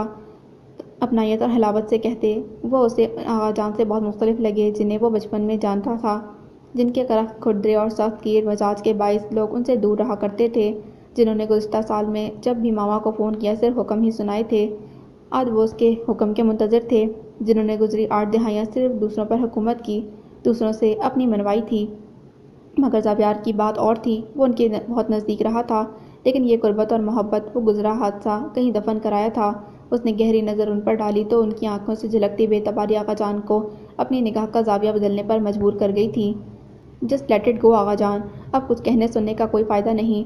कुछ नुकसान नाकाबिल तलाफ़ी होते हैं, सिर्फ सही वक्त उनका हट जाना होता है, मगर सद अफसोस कि वो वक्त भी हाथ से निकल चुका है। भला मुर्दे में भी जान डाली जा सकती है, उसका दिल कह रहा था। मुझे किससे कुछ नहीं कहना, द टाइम इज़ अप, मध्यम आवाज़ में कहकर उसने दरवाजे के पास से गुजरती नर्स को पुकार लिया।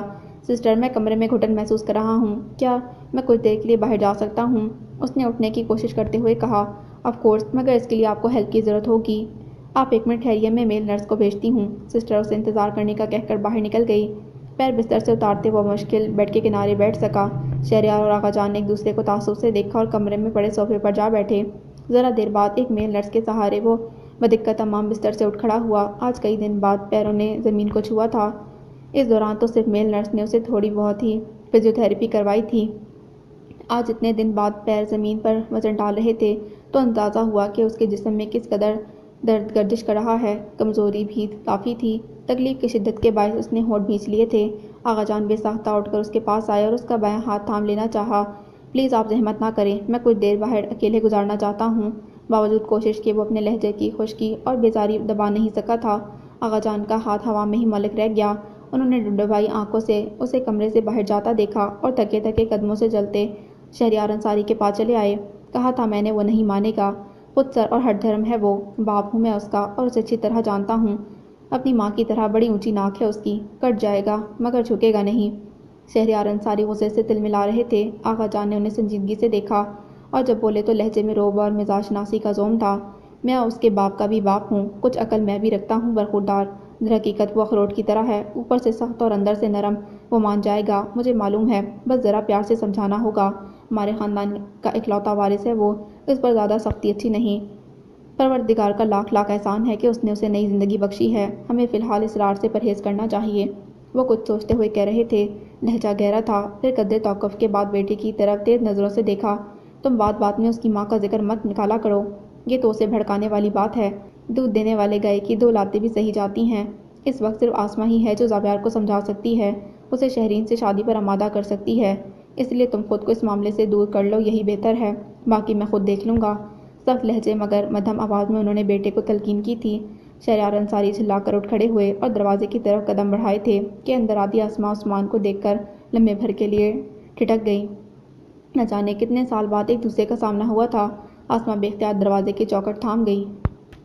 شام ڈھلنے کو تھی، ڈوبتے سورج کی سرخی افق پر بادلوں کی چادر کے پیچھے بھی دکھائی دے رہی تھی۔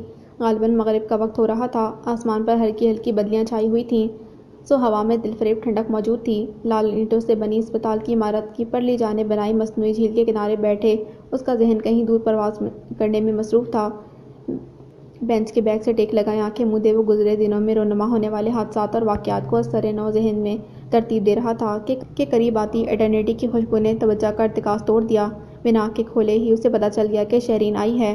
اف، کس قدر پرسکون جگہ ہے نا یہ، اپنے پہلو میں آ کر بیٹھتی شہرین کی آواز اسے بالآخر ماضی سے حال میں لے آئی تھی۔ سکون کا تعلق جگہ سے نہیں دل سے ہوتا ہے، آنکھیں کھولتے ہوئے وہ بلا ارادہ کہہ گیا تھا۔ شہرین نے بغور اسے دیکھا۔ کیا میں پوچھ سکتی ہوں کہ اس نثری شاعری کی آمد تم پر اچانک ہوئی ہے یا پھر میرے آنے کا اعجاز ہے؟ خوشگوار انداز، فریش چہرہ، جاذب نظر سراپا۔ زابیار نے رخ موڑ کر اسے دیکھا، آنکھوں میں شوخی لیے وہ اس کی طرف متوجہ تھی۔ پھپھو کیسی ہیں، آج آئی نہیں؟ خلاف عادت اس نے استفسار کیا۔ شہرین سے رہ نہ گیا۔ زہے نصیب، بڑی بات ہے بھئی آپ کی پھپھو کی کہ مسٹر زابیار انصاری انہیں یاد کر رہے ہیں۔ ایک ادا سے آنکھیں پٹپٹاتے ہوئے وہ بولی تو زابیار نے بیزاری سے منہ پھیر لیا۔ تم یہاں میرا سر کھانے آئی ہو کیا؟ آف کورس ناٹ، تمہارے لیے کھانا لائی ہوں۔ تمہیں کمرے میں نہ پایا تو ڈھونڈتی ہوئی یہاں آ گئی، اب کے شرافت کے جامے میں لوٹتے جواب دیا۔ ویسے یہ شہریار ماموں اور آغا جان کہاں ہیں؟ ملاقات ہوئی ان سے کیا؟ ایک تجاہل عارفانہ تھا جسے سوال کیا گیا۔ زابیار نے گردن موڑ کر اسے تپتی نظروں سے دیکھا جو معصومیت کے سارے ریکارڈ توڑتی اس کی طرف متوجہ تھی۔ زابیار کا ہاتھ اگر پلسٹر میں قید نہ ہوتا تو شاید وہ دونوں ہاتھوں سے اس کا گلا دبا دیتا۔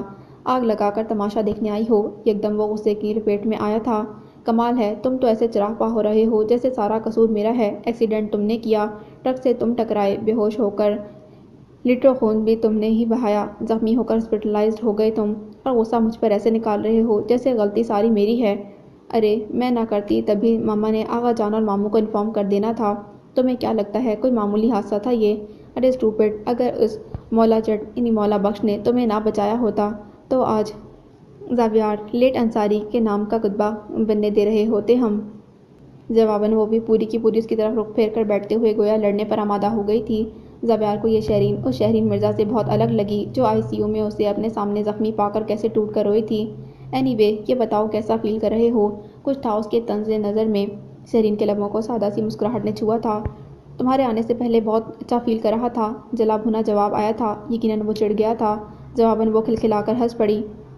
تو گویا دھیرے دھیرے صحت مند ہو رہے ہو، جبھی تو تمہارے اندر کا جنگلی بلا پھر سے پنجے نکالنے لگا ہے، شوخی سے کہتی وہ بینچ سے اٹھ کھڑی ہوئی، پھر اس کی طرف ہاتھ بڑھایا۔ آؤ اندر چلیں۔ زابیار نے بھویں اچکا کر ایک تلخ نظر اس پر ڈالی۔